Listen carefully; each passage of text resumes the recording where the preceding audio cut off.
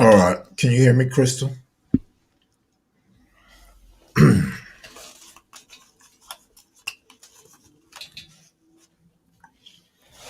What up? What up? What up? Is my mic muted? Because it was muted on purpose at first.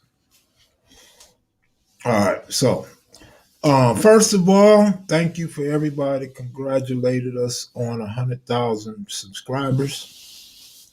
Those are authentic subscribers. And I got AC coming on tonight. AC told a story about Craig Munson getting beat up by a bully. This was like 3 years ago. This is when I was in Houston. Craig Munson called me yesterday, or last night, rather, and wanted to straighten that out. And here goes the one and only, y'all favorite Pyro. Nah, I think Giacomo is your favorite Pyro. Oh. Or Slick. Slick might be your favorite Pyro. But here goes, yo, G is Pyro, though. My business, man. What up, AC? What's up, baby? Ooh, is that your red room? Huh? Is that your red room? Can you hear me? I hear you and I see you. What? I hear you and I see you. Yeah. I pee you, blood. I pee you. Am I on live right now? You on live, man. We all pee you. Okay, hey, bro. I'm on live right now. Yeah, you on live right now. We pee you. Okay, that was it for AC. AC Baba Louie made a brief appearance. And maybe he'll try again.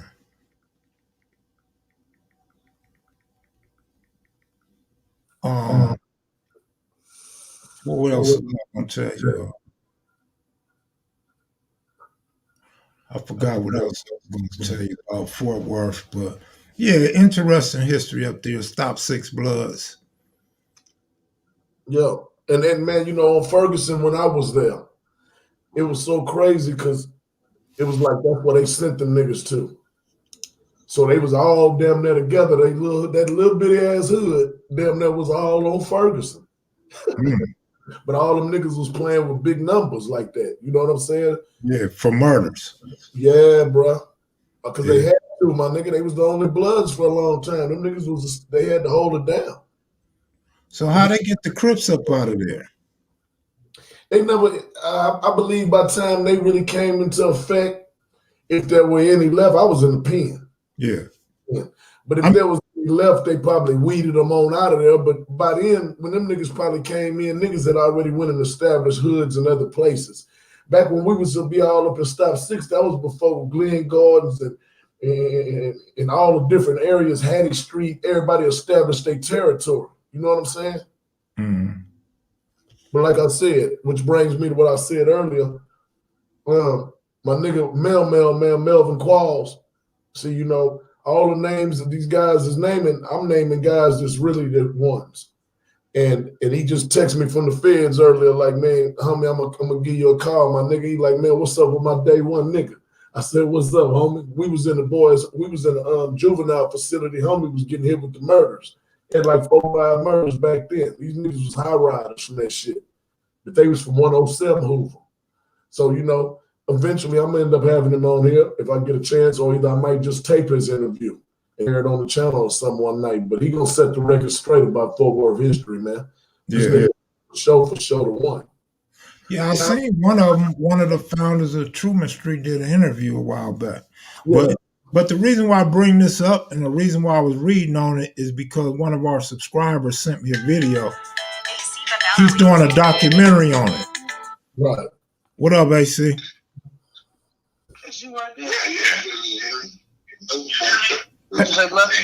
AC. This nigga called me and ain't even talking to me. Yeah, I'm here. I'm looking at you now on my computer. We on Kev Mac right now. Yeah, you on Kev Mac right now? All right, I'll see you in a minute. Yeah. Oh, boy. Good looking out, Joe. Appreciate it.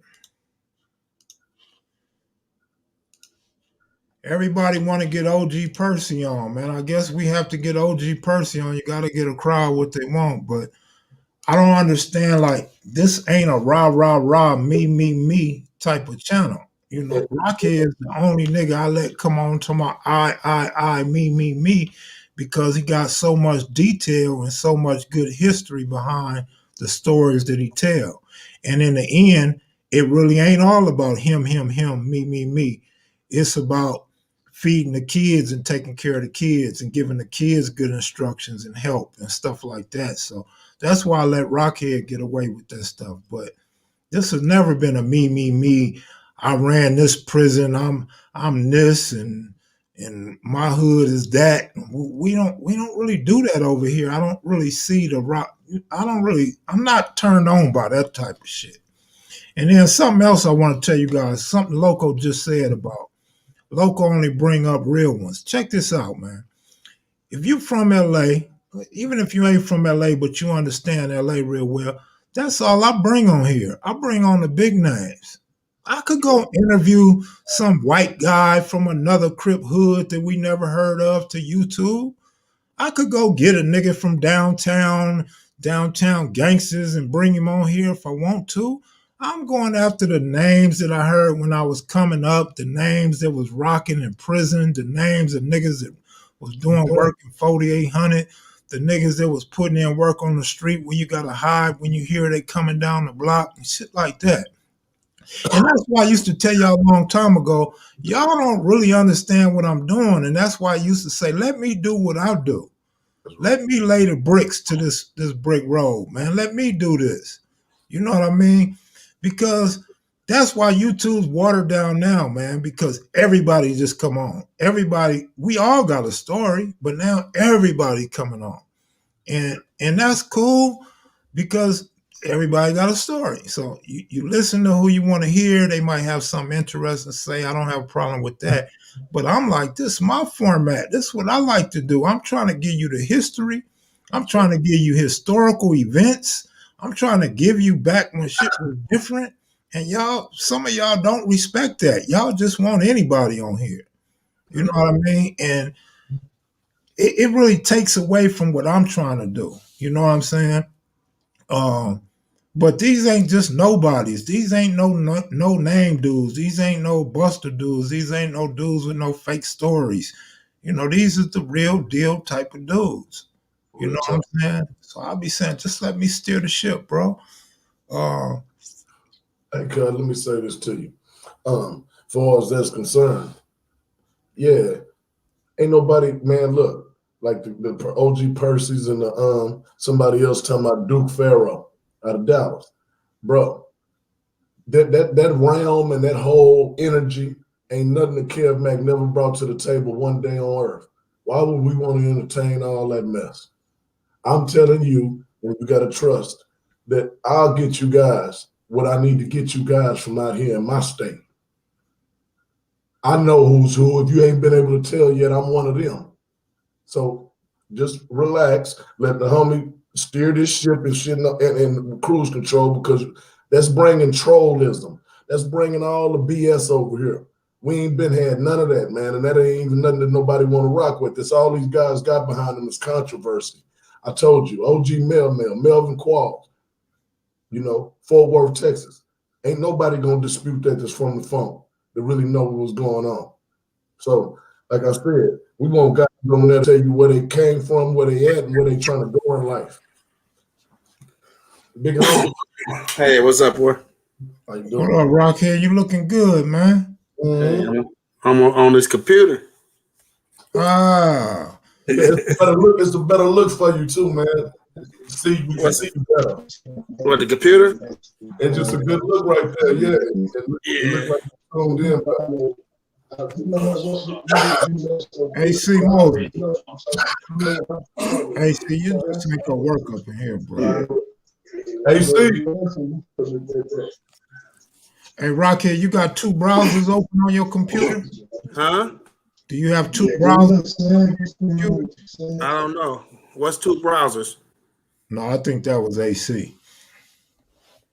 You good, Rocchead? I think that was AC's connection. You know, I'm just learning right here. Yeah, that computer give you a little glow to your face, man, and it make your haircut look good. That's But a week. That's a but week I think old, man. but I but I think I figured out what it is. What? It's the I Can shirt, man. That looks Oh, so much better than that black and gold Yeah, stuff you be wearing. yeah, that's that's some nice. bullshit now, man. That's some bullshit. Yeah. Haters, cause they say haters come a dime a dozen.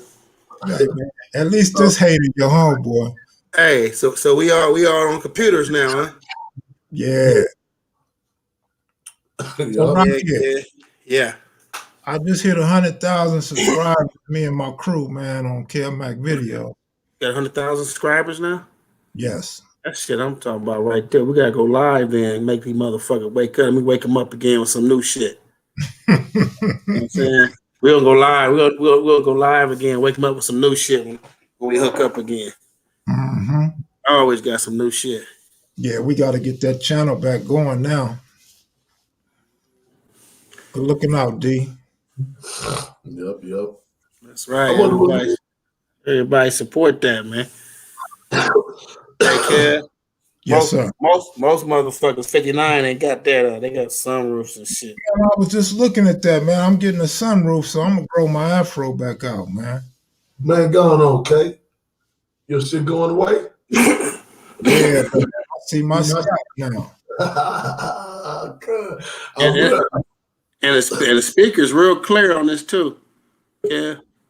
All right. Yep. What kind of laptop you get or computer? Laptop, man. It's a Dell, the Okay. newest one that just came out. All right. 17 inch screen. Yeah, you got a nice connection there. Mm-hmm. Looking good, Rocchead. My 702. Wi-Fi is all right. Good, always good. I don't know if everything go right for me next month. There's other stuff I'm working on. I'm gonna get you one. Oh shit. Well, you have some stock in your shit because you've been using your shit too much. You need something. Right? When I send you something, someone send you something, ain't no issues. Yeah, it took me forever to download what you You know, sent me earlier. you can work both of them. Henny God, good looking out. 702 and my tri Rise, good looking out. Who? Yep. Goldie and Heavenly, Henny God. Okay. My man said go live on the Blue Channel one time, man.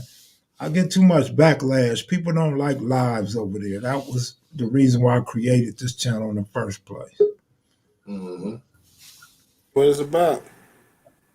Mike Marks, good looking out. So I'm like, let that cheddar come in for Mac videos. Man, 100,000 subscribers. It's a milestone. What up, AC? What's up, AC? Look froze. He froze. Yeah, Shit, hey, if 100,000, all of them send $1, you'd be all right. yeah. Shit, everybody on this channel alone spent $1, I'd be all right.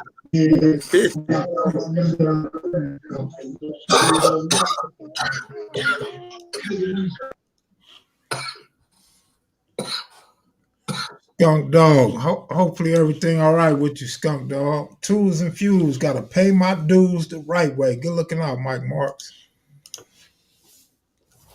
So, Loco, it's a long road to 100,000 if you do it the right way, man. I didn't buy subscribers and I didn't cheat. Them real, authentic subscribers. Yeah, I'm gonna go to course, man, and however long it take me to get to where I'm going, bro. Yeah. On both channels, yeah, these real subscribers. So I see a lot of dudes that have 300,000 followers and get less likes and less views than I get. And then look at I come in with this type of podcast, and I still got to create another channel for when I go on and get out here and go to business. Hey, Loco. Hey, Why you got Loco from 60s on your shit? that's how it's always been since the day I started doing it, and you have never said nothing about it ever, sir. I've never noticed it. Now I'm on my new computer, my new laptop. It's real big. Now I can see that shit. I didn't know. Yeah. Yep. It's always been big, homie. I just leave it like that. I don't never change it. My bad, loco from 60s. It's all good, man. Hey, man, for real though, you like we receive you. I can see you like that light and everything, man. That's a good look right there, homie. Y'all like that beard I'm growing? Oh, you coming through? I see Yeah, you. Peggy call you Santa Claus, man. Tell Peggy to quit playing, man. She always want to play. She ain't, oh, did First, she? first I'm honey bear, teddy bear. Now I'm Santa Claus. Who called you honey bear just now? She still call you Honey Bear. She said, hey, Mac, Maniacs, KM, Loco, and Honey Bear. Hey, and I can really read this shit now without my glasses, Kev. You know, before I couldn't read nothing. Man, too small. You know? Yeah. And I just made it a little bigger too. Shit. Oh yeah. That's that touch screen. All right, you got that no. That touch screen, man. I feel you. Yeah. All right. Tobias Shakur says, rest in peace, my cousin Deidre, my 3 family members I lost to COVID. Man, sorry to hear that, Sorry to hear that, my man. Man, hey, Kev, this shit like the words that I could actually look at the messages, homie. Mm-hmm. Get what I'm saying? Yeah. You feeling that, huh? Yeah, man. I don't know shit. Let me tell you, I don't know shit about no computers, man. Yeah. I had a lot of help today to get this shit going. I went ahead and paid a little extra $250 for the Geek Squad to set up all my my security, viruses and shit. Mm-hmm. So if I need help with it, I call their ass so they come fix this shit for free. That's right. So, you know, I got to make sure I'm covered. I don't need no issues. Right. I'm not, and they said, man, I got enough room for a gang of shit, but I don't operate it like that. That's something y'all do. Yeah, but you know what's good? Now you can get your Zoom calls and stuff when you're you ain't got to worry about flying to New York. I seen Big U spoke at Harvard or is gonna speak at Harvard. I thought about you. Man, y'all doing big things, man, speaking at them big universities. I gotta get back. Since they letting people do shit again, I gotta get back going, man. Get my ass back at some of these universities speaking and shit. Yeah, man. I'll just travel with you and see you do your thing. Like down here. Like I'm right here with a lot of these black historical colleges. Reach out to them. Reach out to them. You got Texas Loco. Loco. You got connection out there. I see my resume. Yeah. And thing about me, I can talk about gangs, drugs, prison, all that shit. Yeah, that's what I'm talking about. And they need it. We need it. I can really see you right now, Loco. I could almost sock you through my window. I'm just saying, homie. I like this shit. My phones wasn't, even though I had the top-notch phone, it wasn't giving me no love like this. Right. Hey, Rocchead, what I used to hate was I had to push the comment thing, and then I hated that shit. Now you can just look right here and stay on point. You can read everything everybody's saying. And then I tried to put Rocchead. It just jumped in when I put Rock. Wouldn't let me put head that fast, but it's okay though. Ain't know who the fuck this is. Rock, good looking out. Now, how you do that? What they be doing, Kev Mac?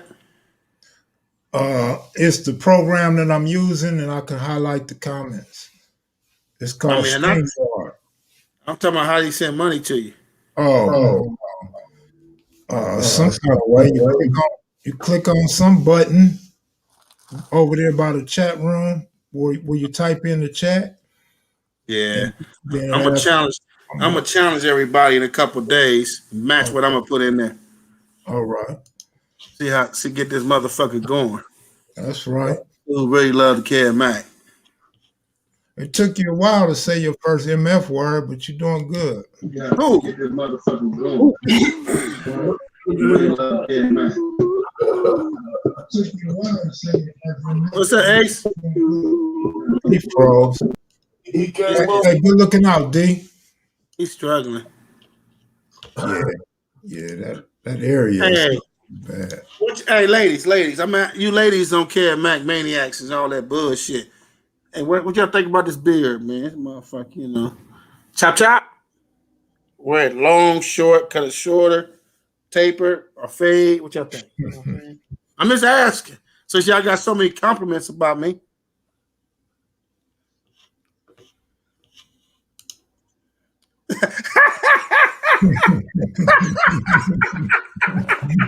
No, buddy. I didn't get that. I wish I did. They say you hit a lick. Yeah, I wish I hit a lick. I got ADD and a stimulus. I'd be all right. That's damn right. You're looking out D-Rock and Black Warrior If Spirit. I get all that, I'll be all right. I like that. I like them. The way you changed it up right there, Black Warrior Spirit. I like that blue up in there. Joe Rocchead is a player. Hey, let me ask y'all a question. Have y'all ever seen a cat 59 look like me and got all his shit on top of his shit? I ain't made it to 59 yet. They still got a few years to wait. Oh, They still got a few years to wait. What man, I'm time is it? 59. Hey, I'm doing kevmacvideos right now. I'm gonna call you back. Oh, that boy phone is huge. Huh? Your phone is huge. That look like a computer. Man, that's that what's that? That's the Galaxy, the number one Galaxy, the Android they got. Okay, I see you. That's that Jim Brown looking out, huh? You know. But listen though. God damn, Kev Mac. Look, this phone don't give me no justice, homie.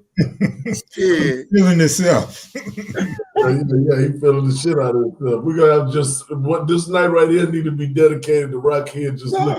I can see Loco. Hey, someone said this is a different Rocchead. Ain't shit different about me, goddammit. Ain't shit different about me. I just, I like to have fun. I got a little swag in me, Hey, look what that. Hey, Kev, you gotta go young DJ. Okay, Eyeball, you need to hook up with Rocchead, man. Just send me an email, Eyeball, and I'll hook y'all up. Yeah, do that. You coming down here too? Who? Kev. But What this Rocchead is gonna do the talking and the booking. Yeah. make it happen. Eyeball. Hey, listen at this right quick. Now I'm gonna say this. My word, big homie. Rice University. I know you've heard of Rice. Hold on. I got a kid at Rice right now. Don't get it twisted, homie. I got a homegirl over there. She work in administrations, man. All right. 20 I know. years. Hold on, man. I've been doing basketball since 1994, 95. I mean, I know all the universities. You act like you try to tackle. You trying to tell me a secret or something. No, Local from 60s. I said I know you've heard of Rice, man. Listen. You trying to tell me a secret or something. I know you've heard of Rice. Hey, what's up, bro? What's up, big dog? Hey, What's I'm up? here now. What's up, Ace? You finally made it. Yeah, hey, bro. I'm still watching y'all, man. Y'all continue to talk, then I still want to complete my little apology, bro. Okay, complete your apology for us. What? Complete your apology for us. First of all, in no way, without disrespect, I kind of big homie that kind of like set the trend in the ways for me, because he always was that I was trying to imitate. You know what I'm saying? Most of everybody from the east side that did the thing that we did was part of his imitation. You know what I'm saying? He set the trend for all of us, man. So, when I was saying about him being bullied by Moot Time, it wasn't a way to where he was pumping scary. It was a way that, and then again, still ain't my place to even talk about it. You know what I'm saying? But I'm letting you know that it inspired him. He never been nobody pump. We always look at the monster. So, and I still do at this very day look at the monster. He's always be my kind of homeboy, and I always appreciate that part of my history. And I want him to know I love him deeply, sincerely, man. And anything I did that may have offended you, bro, I feel though I'm being disciplined for it right now. Because you are somebody that made me feel like I'm somebody. And forgive me, bro, because I would never in my life dream of disrespecting my kind of homeboy. You know, I know back in the day, if I did some shit like that, I'd really be getting disciplined. You know what I'm saying? Because you know that I know who you are. Okay, so we ain't gonna worry about that one no more. And as far as me being a kid, hey, I was sniping those kids, Munson. But you know what? I was one of them kids that thought I was grown. And it was people like you see what I'm saying, that made me feel a little bit older than what I really was. I was sniping no pissy tail ass kid, but guess what? I was Craig Muscle, Lil Craig Muscle, whatever. You see what I'm saying? Because I mean, you was the one that set the trend for me. I ain't gonna even lie to you. I mean, you know, and please forgive me, bro, because I don't want nobody to ever interpret me saying that you was being bullied or beat up. You see what I'm saying? And you put a punk behind it. You've never been that one. You know what I'm saying? That's what I know. And like I said, man, yeah, I'm staying in my own lane. I mean, you tell your story. It's all good, AC. The best part about it, you was man about it, and you immediately apologized. Oh, shit. Yeah, it's all good. I'm not gonna never outgrow my respect. You know what I'm saying? I'm gonna always put together the pieces that made me. You know what I'm saying? And if he wasn't shit, that means I wasn't shit. Right. So I know damn well I ain't gonna follow no shit. You got me? That man was, you know, speak for himself, look at the world.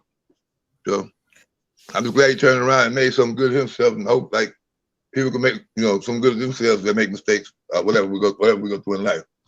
But I'm proud to have grown up in the neighborhood that he led.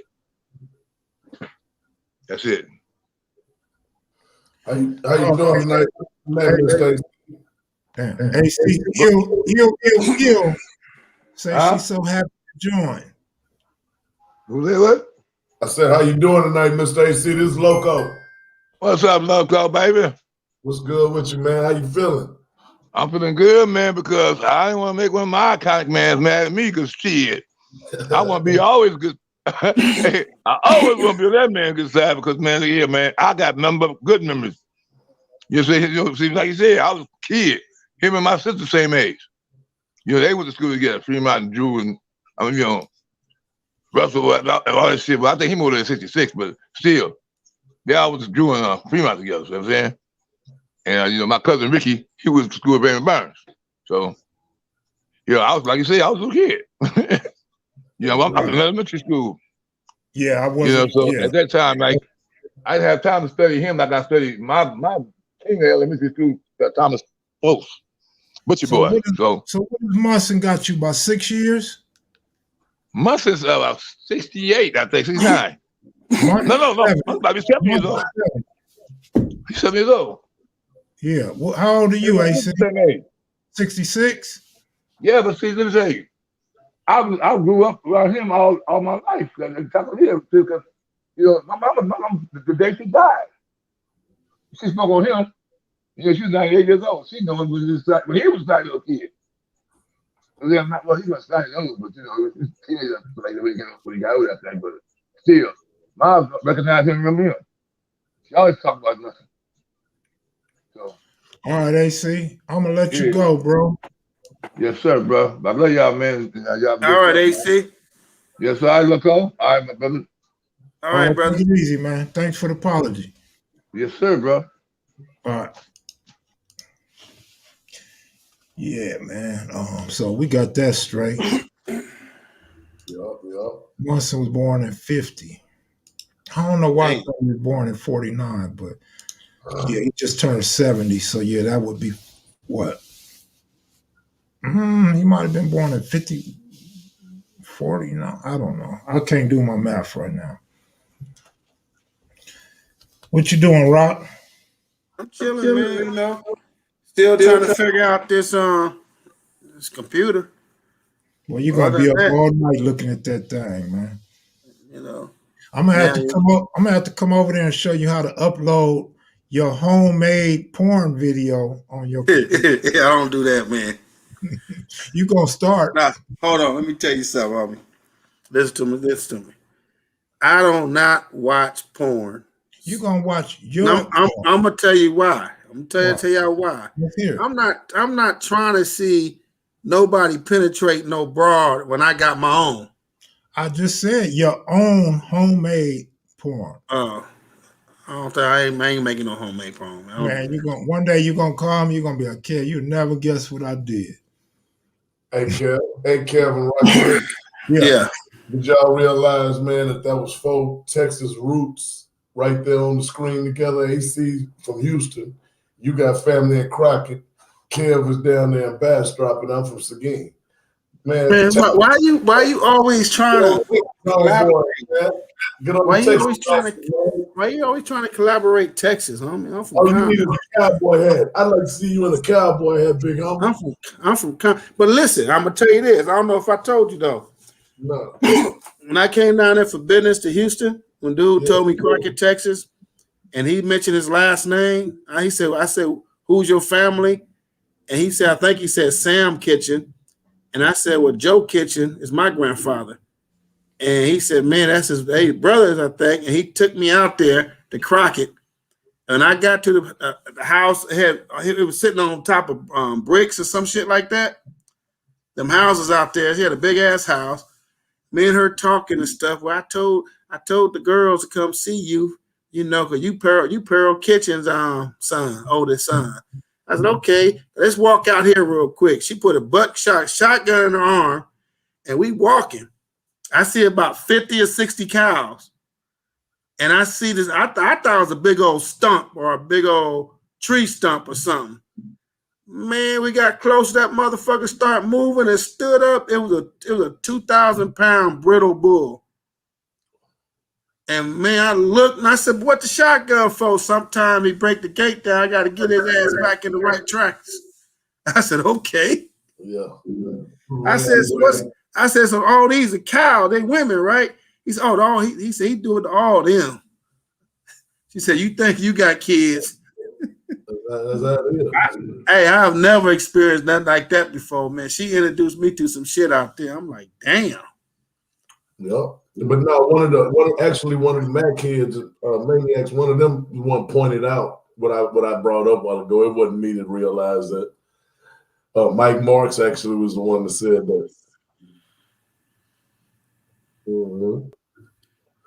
But man, yeah, man, that's wonderful though, man. I'm glad you got a chance. Now you finally see, that's how you feel like I did when I finally got out of prison and got a chance to look in a real mirror. I had been looking for 13 years. I sat there looking at them old distorted ass mirrors they give you in the penitentiary down here. And once you get out is when you finally get a real mirror, man.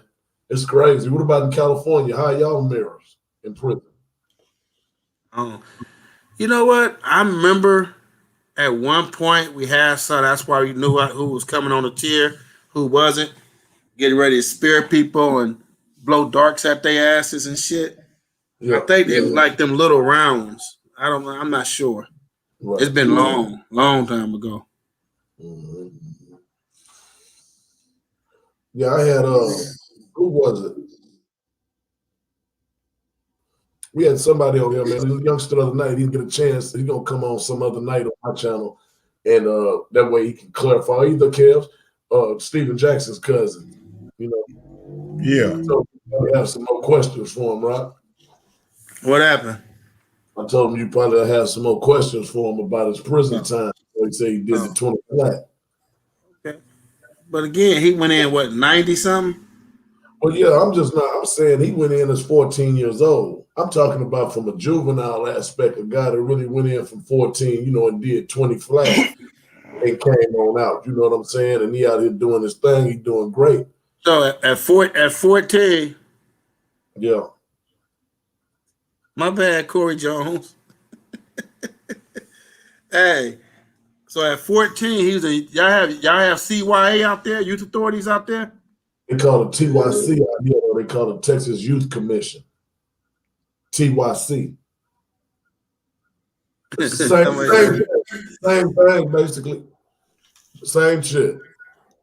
But it wasn't like TS. It wasn't. Let me tell you something. Bruh. Let me tell you something, homie. I know I keep saying this shit. It was like that. No, not like YTS. No. What's YTS? YTS was the big boy of all youth authorities.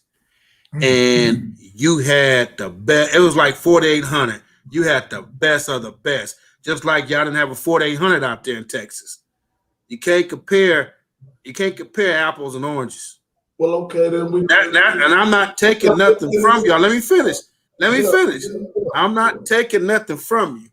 What I'm saying is, when you hear the stories of 4,800, there's not a county jail that was like that in the country.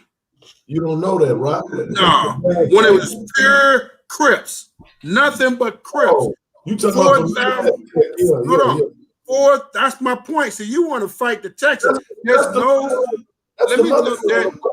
no county jail could ever say they was like LA County Jail. YTS was the same, but it had all the Bloods, all the Crips. You had the Mexican, you had everything on that 1 yard, and it was always about divide and conquer as youth authority. I'm not dealing with the prison yet. But as far as there, you talking about, I mean, every Stretch, Evil, and you had everybody there. Batman, all of them, every OG name you could think of went through youth authority. And they was all on the same yard at one time. Every Crip gang, until they had to create 4,700, was in the post in the heart of 4,800. You know what I'm saying? And no one really touched that story about 4,800. You know what I mean? People may have their own opinions about it, but 4,800 was a very unique situation. It was a dangerous situation because people was getting raped. They were getting beat up, beat down. They was getting PC'd up. You had a lot of shit going on in there, and it was, and you had 9 to 10 people in a cell. It was vicious, homie. There's no comparisons. I know Texas got their own issues. Texas, was tough. I'm not saying Texas was a punk state. I understand what you're saying. You explain that. But I'm just saying the difference. Yeah. Just like in Tracy. Tracy, when they called Tracy the Gladiator School, they called Tracy the Gladiator. You really, man, you in the chow hall. You got metal plates, metal forks. That metal tray is your damn a shield, and that fork is your damn knife. And you got police saying charge. Not inmates, the police saying charge. It's a different animal. Because of the culture in LA, it's different from the culture in Texas. Mm-hmm. You get what I'm saying? So I'm not belittling it. You are. How am I belittling it? You always do, but maybe pronounced to you, but you do. You, bro, but you got to realize something very big. Just because we have the same politics y'all have, we have the rough places here, man. It's very, very rough. It's everything that you saying. We just ain't. It ain't based around the Crips and the Bloods, per se. Our shit is totally different. So once you said that, then it's different. Yeah, it's just a different dangerous. But yeah, I understand what you're saying. There's no way it can compare because LA being LA and so that's why you fight. So why you be fighting it with me though, Loco? You have to explain yourself better. Seems like now you got your computer, I can understand you better. Stay off that phone, man. So, Loco. Man, look, man. You be killing me, man. I'm like Kev, that I can shirt beat that Pittsburgh Steelers shit any day, man. You hear me? Well, all I can, man. Please. So now you got your little feelings hurt and shit. You and your feelings and shit. Now you want to talk. Now you want to talk about my shit. I'm smoking this Jack Frost. This Jack Frost. I can't feel. I feel great. You know what I'm saying? Jack Frost, man. Hey, imagine you 19 years old, you go to LA County, you're in LA County jail, and they put you in a unit where they say it's nothing but hot H's. White, black, Mexican, gang-related, non-gang, whatever. Everybody in there got a murder. Yeah. And you got to fend for yourself. I can relate. I didn't go to prison for jaywalking, bro. I went to prison for killing a nigga. But my point is, I'm saying I can't. My route, we got what we Let me call. ask you a question. Let me ask you a question. So you ain't gonna never let me tell you about Texas prison. Let me ask you a question. In Texas County Jail, typically a month, how many riots they have in there? You can't really, but I can't. Texas, you talking about? We ain't got one big county jail, man. We got 2 million county jails in the whole. We got 2 million county jails too. Like 2 trillion over here. Oh, y'all got 1 trillion county jails. Okay. We got 100 prisons.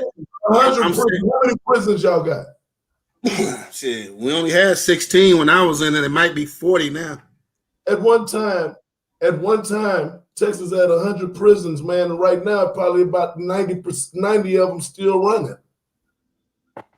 You know, but man, it's a whole different layout, bro. Now listen to you, bro. I'm just asking you a question. I don't mean you to get offended. It was rough and tough, man, and that's cool. Right. But we all feel the same way out here, though, bro. We don't say to ourselves, "Oh, we went through 25 years, but you know what? LA guys had it tougher." Don't go. These guys have really seen a whole lot of things. Don't go. Right there. What that mean? Put your little ass right there on that shoulder, boy. Man, you'll never put me on your shoulder, little homie. Never. That sounds weird. Hey, look, Brian Harris talking about Rocco Rocky Locos. Stay at it. They need to start a pod together, a podcast together. No, but listen. On some real shit. You very confrontational. Of course. I just be giving information, and you really be jumping up there. But I'm making. I'm gonna answer. You explain it. I'm gonna answer. But I'm gonna answer the brother who put a note about it was a shame that OGs was allowing dudes to rape little homies. Let me tell you something, man. People wasn't sanctioning that. You know what I mean? People wasn't accepting that. When shit happened, it's sad to say when shit happened to the wrong person, it went wild, it went crazy. Most of them dudes wasn't, you know, it was just sad that we lost so much respect for each other at a time that guys who we consider as booty bandits, because of their namesake, was allowed to get away with that. But there was one dude from Compton who did that to Compton, and he got knocked. He got knocked when I came to the county jail. But that shit ain't allowed around me. So it ain't everybody. So don't think because guys, when I say guys are getting raped and mayhem and knocked down, a lot of times it was guys who was snitches, it was guys who really wasn't from that hood. I mean, it don't justify it. You know what I mean? But it was a lot of different kind of shit going on. And not everybody wasn't necessarily who they said they were. So you was a perpetrator or you was an enemy, somebody's real enemy, and you knew you wasn't supposed to be in there, you know, rather than, you know, stab them, you know, doing other stuff. But I've never sanctioned that. I hate that shit from day one. Well, how widespread is it in the penitentiary out there?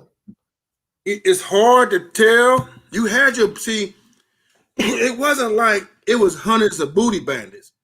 It was the main ones, the ones everybody knew of. You know what I mean? It wasn't like you had 1,000 Crips and 300 of them was booty band, not even 50 probably. You just had key dudes from different hoods was stuck on that nonsense. And it's sad to say, a lot of them was first generation Crips. That's hard. You You know what I mean? And that's the terrible thing about it. But no, we didn't sanction that shit. It was depends at that. If I'm the OG and I'm doing that, and who gonna challenge me? That was some of the attitude some of them older guys had. Who was doing it?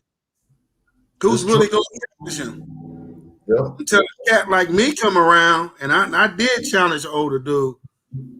You know what I mean? When the homies told me, and we got him in the cell, and the nigga straight admitted to me what he was doing, and nigga, we got out. I ain't gonna say no names, but he on the street. I lit his ass up. You know what I mean? I said, nigga, I don't give a fuck what you do outside this unit, but you're not gonna be trying to rape little homies. Right. On my time. So look, you figure how many people do you think was in the module when you was in there? The number. It was a lot of. It was a couple thousand of us at least. And how many people go module? No, I'm just trying to get a percentage for you. How many booty? Let's say low ball 2,000. Okay, 2,000. And what do you say about 50 booty bandits? In the module at one, they all wasn't there at one time. You probably had about 15, 20. About 15 or 20. So that's 1%. Yeah. 1% booty bandits. I would say along those same lines. I would say out of a couple hundred, it probably was 2 or 3. Yeah. So that's right.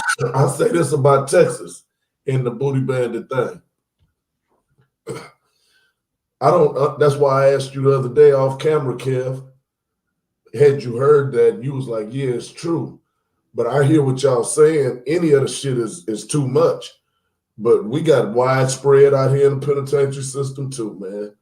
Widespread in the county jails too. Motherfuckers raping and taking niggas' booty and taking Mexicans and white boys and making them extorting them and the whole shit. That shit been going on forever. So you know what I'm saying? That's just prison. That's gonna be prison. That comes along with prison, man. That all that shit. I mean, my first time experiencing that. Again, when I got kicked out of YTS, me and my homeboy Reginald Bremer from Red House, Oaks Park. And every night, this big old white dude came down from Folsom. Looked like a big old bear. I ain't never, I'm 16. He was like 6'3", 6'4". And he had hair all over him. Like a gorilla. And every night he screamed he raped another nigga every night. And the police let him. And we 16, 17, that we had the mop wrangler. We had anything we could get a hold of and make and went at him. He made us look like little lunch meat. And then after we tried to get him that night, he said, he got me 2 more. Mm-hmm. And then this time we made some real stuff. We tried to get him again. We did some damage, but not enough damage. So they finally took him out of general population and put him in high power. And that's where some older homeboys got him. But again, I didn't understand it. But my thing was, I didn't understand how you had all them older brothers on that tier with him, letting them do that. And the white dude was by himself. I was so mad. After he got put in high power, I'm sitting at the chow hall, and the guard told me, the police at the thing told me I'm next, and I put that damn fork in his neck. And I woke up in a little room with the little rubber rooms with my shit like this, nigga. And they shipped my ass to Chino 2 days later. No. Hey, I didn't play that. Excuse me, Kim. I've noticed that too. Man, it was like a whole big old pile of trolls just came in here one time. Ain't that shit crazy? I'm reading all the man, these fools, they're crazy, man. Hey, but anyway, James, the dude you was talking about earlier from Fort Worth, Yeah. we were with that night, he just came in here, man. So he's in the chat. He hollered at us a while ago. Tell him I said, what's up? Already. Kev, you ain't on here. We can't hear you. James, come on in the chat for a minute. I want to ask you just a couple of questions. I thought you was on the phone and shit. I'm like, nigga, I know You're paying attention. And who was that that said I said something different last time? Young DJ. That was a dude trolling. Somebody got on him for saying that. No, he ain't. Young DJ ain't no troll. Oh. Well, No, I know who was this other fool? Tell me what I said. Tell me what I said. This I got a lot of shit in my head. This nigga A said, lot of it. nigga say I'm a booty bandit. Nigga say, what do you say? Yeah, that nigga crazy, man. Somebody took his shit off, I think. I did. I think somebody got his shit out, but he talking about a local, well-known booty bandit and all kind of weird shit. Then some other nigga came in talking about some weird shit, man. These niggas crazy. I mean, why these You don't even have to repeat that. I deleted that shit. people are idiotics, man? Listen, man, listen to me. When we bring stuff up, we just telling history. We don't agree with the shit. We're telling history. I'm telling you from my point of view to the best of my ability. I didn't sanction that shit, didn't care about that shit. But at the end of the day, shit was happening. Shit happens every day. And man, y'all don't worry about me. I thought it was hilarious. That's why I went back and trying to find it. This shit was funny to me because that shit's stupid. That just we be having real conversations, man. And then people and I heard, and I saw one of the sisters said it was nasty. I know it is. It's 100%. But if we're not able to share the real stories and the real knowledge, what was really going on, and educate others, you know what I mean? That's what's going to keep my son, Rocchead, excuse me, this is towards you. My son is 15. He watches the show every time we come on when there's somebody on here giving good gang. Man, like you telling these youth, really warning them. It's warning these kids, man, that if you go down these tracks right here, this is the shit that you're going to see if you don't go through it yourself. We got to be blunt. You got to be able to tell a person, and let them know. They hearing from you, me, Kev, everybody that come on here, man, all the bad shit that happens in there to try to keep them from wanting to go to that. It's like I was telling people I on my Zoom class at the probation camp, 2 kids, a Mexican and black, were fighting in front of my office. I have my office in Compton. All the store owners, property owners, and was just looking. So I walked out and got between them, and I said to the Mexican, if you flinch, he fall and get hit by a car on the edge of the sidewalk, either die or get hurt badly, you got attempted murder. Now, you go to prison, you just gave up your whole life. He said, what you mean, Holmes? I said, you're going to listen to the enemy now. The Mexican mafia going to dictate your life, what you can and can't do. Who once was your friend ain't going to be able to be your friend no more. I said, reverse it. The brother, if you flinch and the Mexican fall, bump his head, where you from? Who you affiliated with? You going to have some visitors? You going to have some cantina? You're going to pay somebody unless someone knows you or you're a reputable little dude. But you just fucked off your life for what? A fist fight? And 2 months later, I think, 2 months later, a Mexican dude, the dude uncle got out of prison, came to my office with his nephew and said, home, thank you for educating my nephew because he don't listen to me. Real talk. Ain't no one educating these people, man. They out here want to be bad. Bad for what? Mm-hmm. When I was dealing with them Camp Cleopatra kids and fuck you, blood on blood, you know. And I said, look it, man, I ain't got to teach this class. I could turn this shit off and lay on my bed and relax. I said, but I'm on this thing because I was just like you. I was a disrespectful ass dude to any and everybody. And I learned the hard way.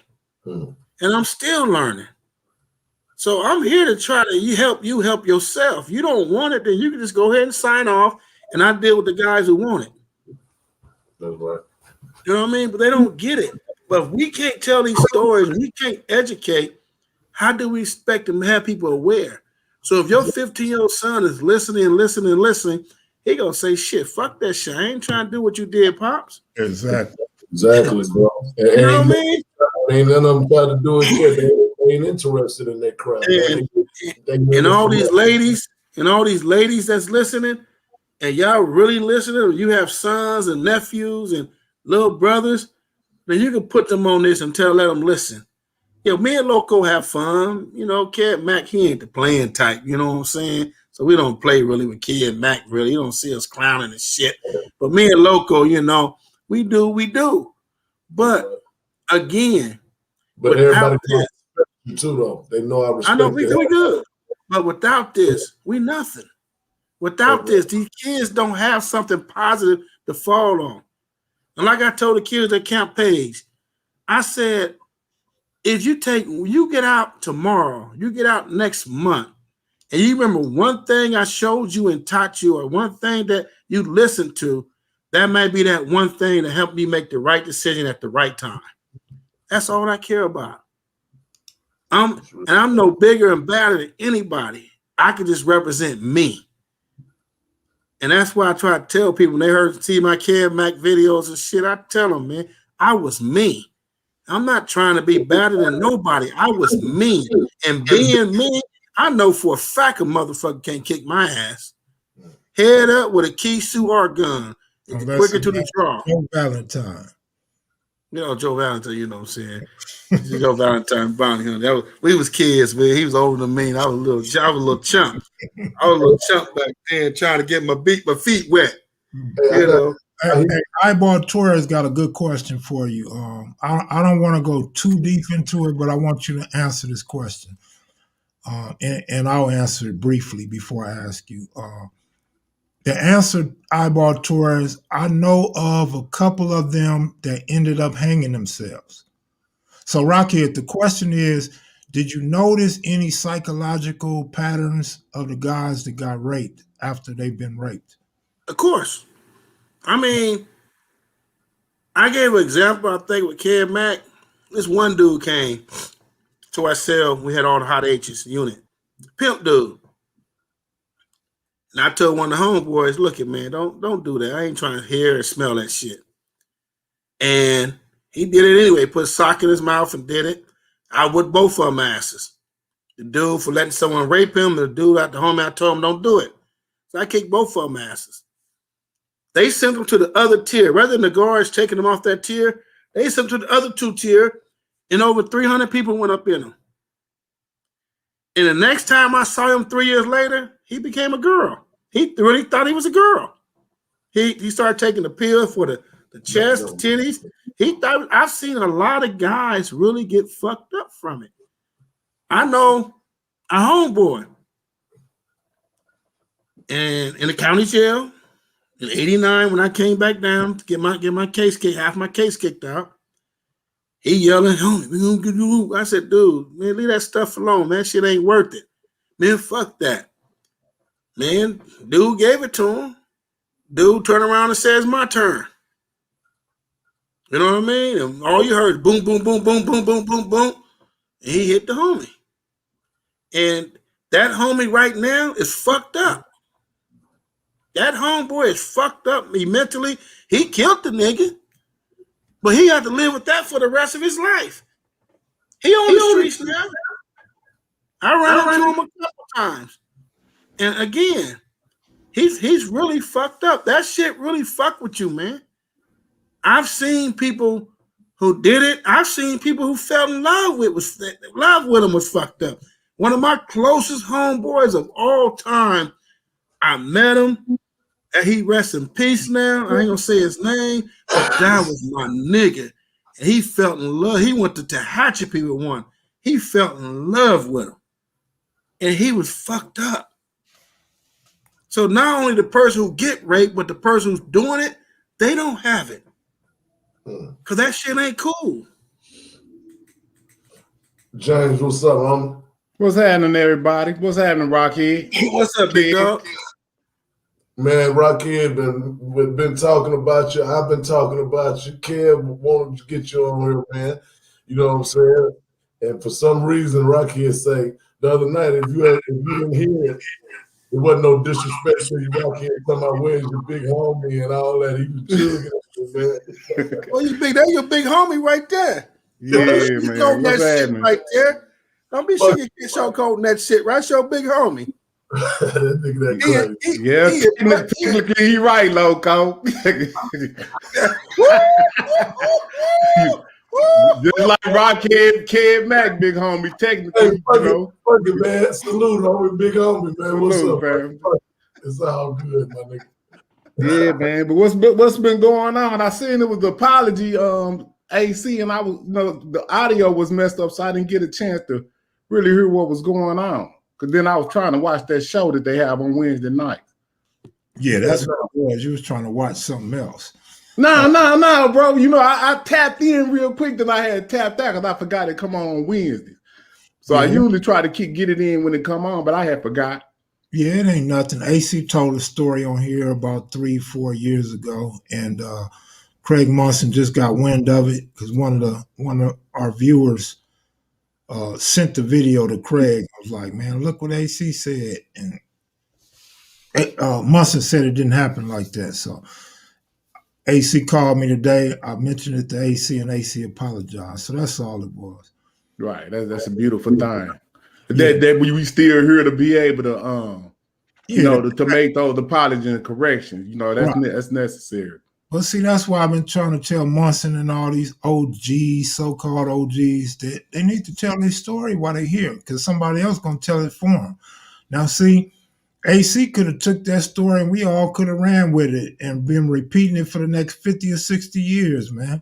But because Munson's still here and he in the loop, he was able to give me the information to pass to AC. So dudes got to tell their story or they can't really complain when somebody get it wrong.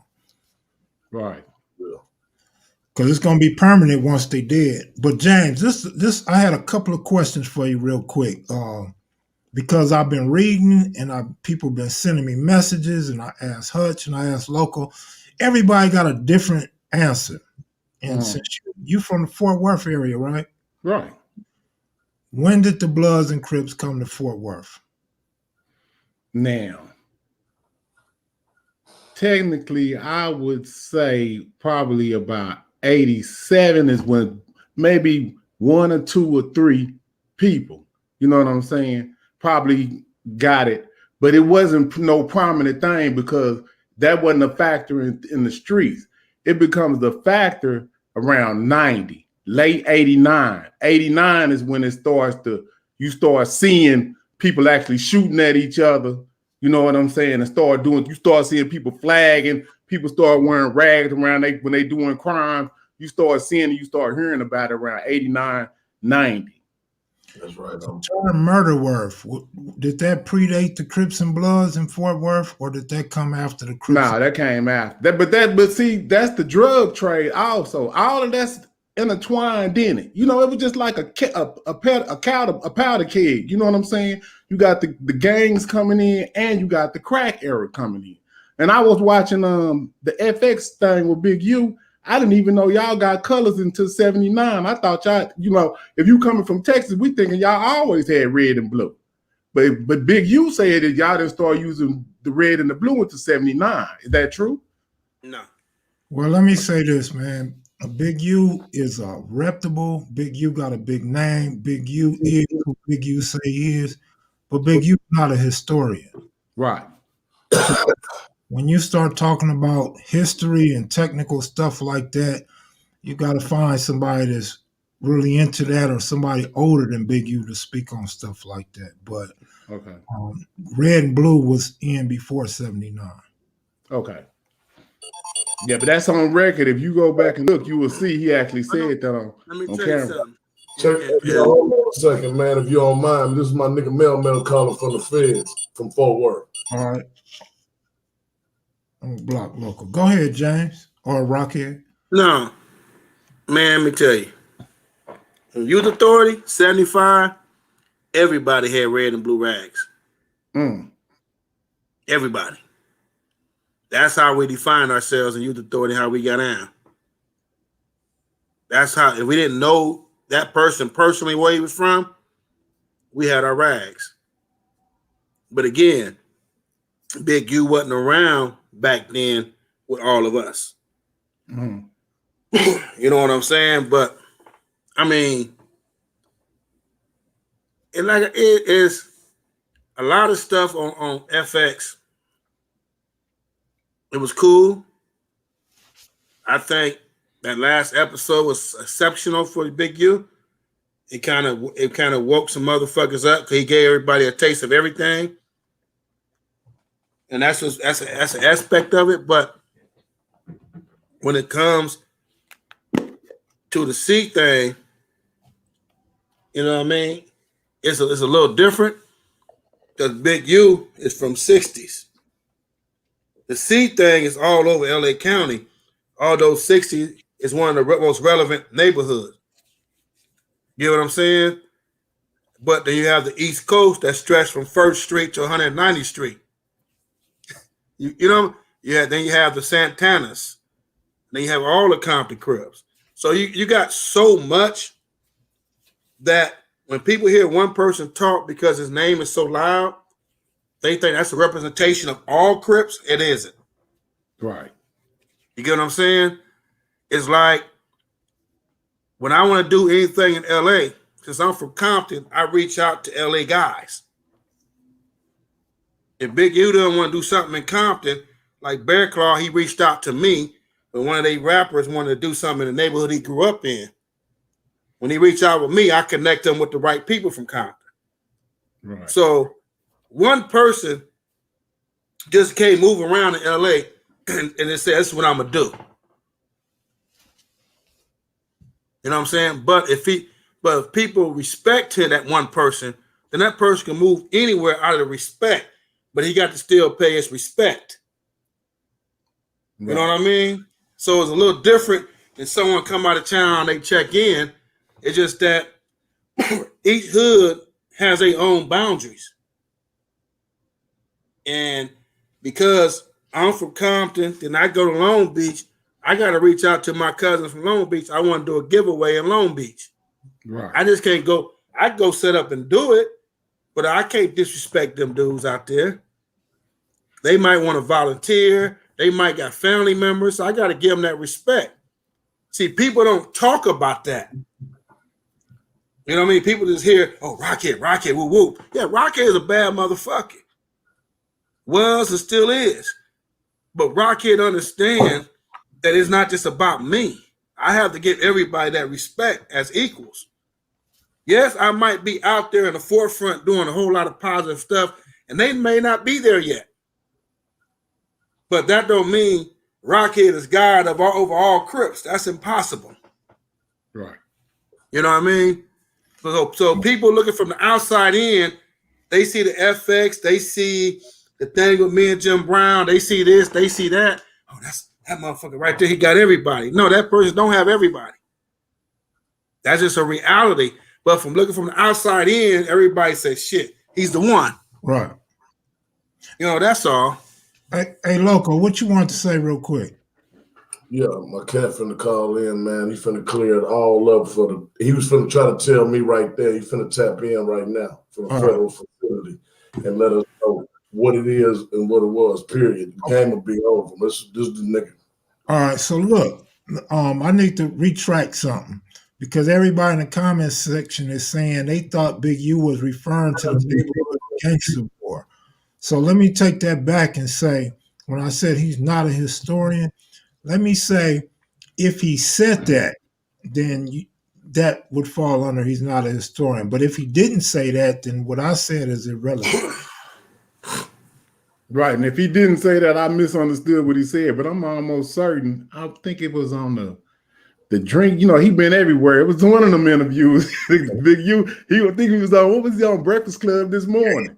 Everything. Yeah, so I forget which one he was on, but I think it was Drink Champs. FX woke his ass up, man.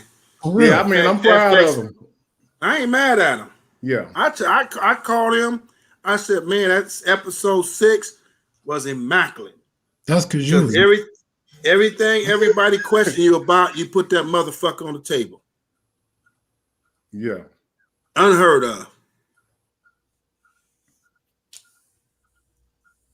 That's my cat, though. So what I was telling y'all about was my cat Melvin Qualls, man, OG Mel, man. He's from 107. Okay, so look, they got in Fort Worth, of course, James, you know about Hattie Street. Hattie Street, Right. Hattie Street, That's the South Side. my nigga original Hattie Street boys. And like he just told me right then on the phone, man, he said, man, these niggas will be coming on here, and he named names. So I told him to go ahead and come on and tap in so he can name the names. I ain't gonna even give him, I'm gonna let the homie say the truth. And he basically said, man, these niggas can't tell no stories about no Fort Worth history because wasn't none of them there. I remember specifically when we was in the facilities we was in together, he used to tell me stories about Ron and Sunshine, rest in peace, and all the originals. Mel and them was there. You understand? Right. Really with Cali ties, the whole shit. So well, you just like any city, man, you gonna know it's gonna be just like you got Compton there. It's Compton. Let me ask y'all this. Compton is a suburb of Los Angeles. Yeah. See, that would be like Arlington and Fort Worth. You understand what I'm saying? So you got it. The territory is so big, it's impossible for everybody to know everybody. Only way you gonna know somebody is by the way they names start ringing. That's names that can be true. And I'm gonna say something to you, big homie. Listen, the thing about that is because I was there. See, in Fort Worth at that time, guys like I'm talking about right now, man, and the guys that I refer to, they was there. They was the ones. It ain't the ones that you're talking about, the ones, the stories in the midst, in the fact. These guys was the ones with the bodies, was the ones dropping them, was in the wars, was sent from, came from California for boot nose now. So if you know the history. Oh, okay. Well then, yeah. If it's in the kind of way that you can authenticate that, then that's a done deal. Exactly. Because that's something that was said. You know how the streets talk. You know that's something that was said that actually occurred. Yeah. So yeah, if that's who you're talking about, then that definitely can be But I know people too that I can get on. I tried to get Kev to holler at one of my homeboys, but he said he was just sticking to LA, which I respect that. But the people that I know, I'm here. What do you yeah. So but we definitely might need to hook up. I'm gonna talk to him and see if he want to come on there because he the person that I know that pretty much started it from an east side perspective, and he know everybody from north, south, east, and west. So that would be the person that I would refer to before me that could give you some more information about it. That's a reference.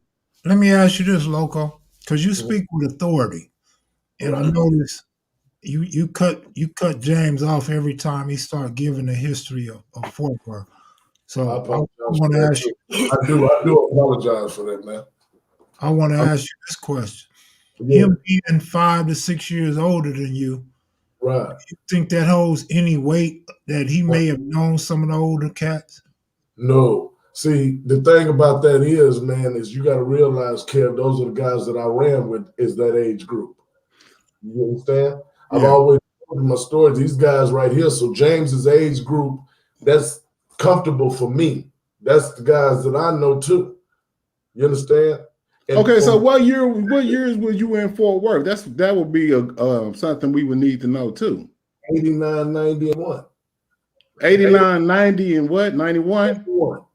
Okay, yeah, that was right in the earlier Kev asked the question to me, and I told him, what did I tell you? I said late 80s. Yeah. Is when it jumped. Yeah. Yeah. If you was in Fort Worth at that time, yeah, you was right in the mix. From San Antonio, we was already gang banging. It was already there. It had been there for years and years when I came to Fort Worth. I came to Fort Worth at the birth of it. I only asked that question not because of who you didn't run with or who you didn't know, but the fact that you got a man that's old enough to buy alcohol and tobacco probably knows and understands what's going on a little more. That's why I asked that question. No. Yeah, because like I said, it like when Loco talking about, for me, there would be like they some kids, you know what I'm saying, and they starting to do some shit that we really don't understand, right? But it's coming. You know what I'm saying? So it ain't nothing that you really can do. And if you already been in, I already at 89, I had already got a number. You see what I'm saying? So I get out, I already got a car. People like Loco, they ain't got no driver's license, but I'm already in the street. So you know when you get that X, you automatically, they finna purge you to the streets no matter what. So when the gang stuff come, I'm like a big homie already because they already know me. I'm calling from jail and talking to my little cousin. He was talking about they cripping. Before I even knew what it was, I'm like, oh, okay, that's what y'all doing. So when I get out, I meet the homies, they all on the block, and then shit, we get started. I could call, but it's too late now, but I can call somebody and just tell you like how the whole story go. You know what I'm saying? I remember stuff through music. So when we was messing with the West Side Cats, Ice Cube had that group Gorillas in the Mist. Remember that song that they had, the Gorillas in the Mist, the Lynch Mob. Exactly. Yeah, but in Loco's defense, because I always try to keep it fair, that makes sense too. Because if you locked up hearing about the Crips, Loco's out there running wild with them. So but I only got locked up for the summer. It wasn't no long period of time. That's when you heard the Crips, and that's what was up there. So Loco. Yes, sir. Loco. In 89, how old were you? 15 years old, man, but I was a different kind of 15. I already was having kids, Rocchead. I was in the streets. Cars. It wasn't no license. I didn't get a license till I got out of prison at 30 years old. So, I mean, I've been driving since I was 12, 13. Don't feel bad. I didn't get a license until I was 33. Yeah, but yeah, like all of the younger people at that age, like Loco's age, yeah, they the original, the ones that was really doing it. The people that's older, like my age, we was more like the generation that they looked up to. We was trying to give we took the example, like I said on the last show, from the older people that was running the city. So that's why you see a lot of people, they using their real names. They don't got no street names yet. Like Locos, and people using their real name. That's right. Did y'all have A-Tray Hoovers out there, James? Who? Did y'all have A-Tray Hoovers out there back then? No, it was only 5 deuce. The biggest sets was 5 deuce, 4 tray, rolling 60s. I would say those were the biggest. Those the biggest 3. Well, Loco, he on mute again? No, I thought he was on I thought the dude that was on the phone. No, I was my big homie right here and shit. One of my niggas from LA is out here right now, my little homie. Say, look, so cuz finna call me right now. Oh, I thought he was on the phone. That's what I was having him on speaker because he said it's not letting them connect, you know. I guess where he's at, man, right now, I'm not gonna say, y'all already know, y'all been around. Yeah, shit ain't smart for him to FaceTime from off in there. So he gonna go ahead and call, and I'm gonna put him on speaker, and he already know what's going on. So here he is right here. Let's go ahead. We're gonna hear it from him. Answer, Negro. All right, Mel. Hey, all right. So, hey, man, look, let me turn up this volume right quick, and I want you just to go ahead and run it like you was running it and letting me know earlier, man, about, you know, what's going on out there, man, in this phone with all this talk. Go ahead. Let them know who you are, man, and where you at. Can you hear? Can't hear him. Hold on, man. Hold on. What's wrong with your speaker? Hold on a second. Let me put him closer to this microphone. Go ahead.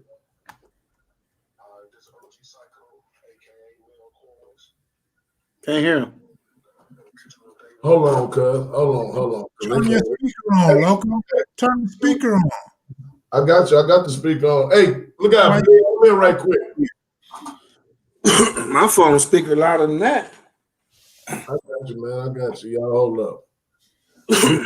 We're finna get the truth. Say, give me that number to that other phone and shit. You got better volume on that other phone. Let me get that phone. Okay, I'm finna give you this number to this phone right quick. Just hit me on there, boom, and then put you back live.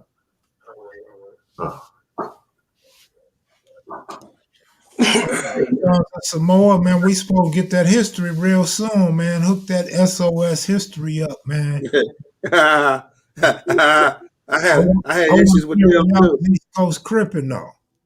Hey, I had issues with the SOS too, boy. Why? I was a nutcase. Oh. When I got out for that short time, I went to go pick up my little cousin at the Houghton Park. Pick my little cousin up for her graduate, whatever they partying up.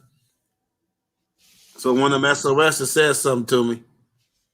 And I looked at him. I said, man, look it, man. Your young ass need to shut up. Come to get my little cousin. I'm gone. You telling me to shut up? Yeah, I'm telling you to shut up, motherfucker. And I'm going and talking to my little cousin. Hey, Loco? He got on mute.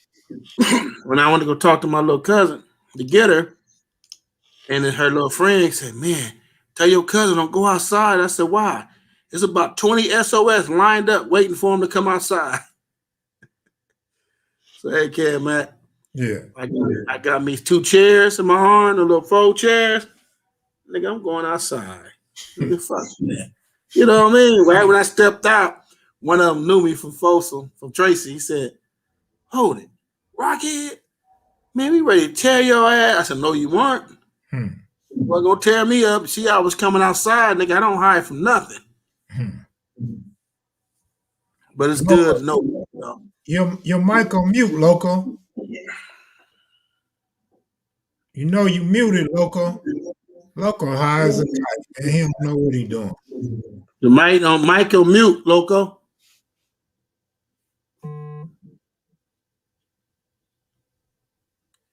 Look, he getting fed up with himself. He's getting frustrated. Yeah. Little Loco. What's up, brother?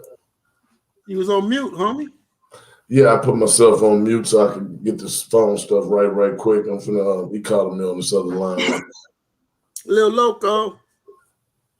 Finna get this thing right. And I can't, because and like I say, he called me for a brief second earlier. So what he coming off with, man, he just finna come off and he gonna let you know straight what it is. You know what I'm saying? Like I say, James ain't to be, his story ain't to be downplayed whatsoever. It was a guy on kevmacvideos a long time ago that said it best, man. We can't talk but from the perspectives that we seen things or that we received it. So, but I was there, homie, and I was running with guys your age and older. You know what I'm saying? During that time, you know what I'm saying? Mannish and wild as a motherfucking shit. That's what attracted me. Guys my age, not too much. I wanted to be around them, but old school guys, man. I had, I felt like that was my best shot in the streets, man, was standing up under cats that was older than me. So, yep, here it is right here.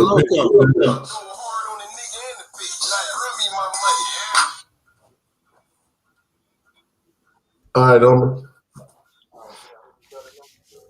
Turn up the volume on it. Yeah, you got your volume. You got your volume down. No, it's all the way up. All right, can y'all hear better now? A little bit. Go ahead, cuz. All right. You ready? Yeah. All right, yeah. So this OG Psycho, aka Mel Quarles, original day one, homie from the funk. Yeah, man. So look, man, Mel, where you from over there, man? Where'd you hang out, man? Where'd you run? Okay, I'm from Hooverland now, from the bottom of the South Side.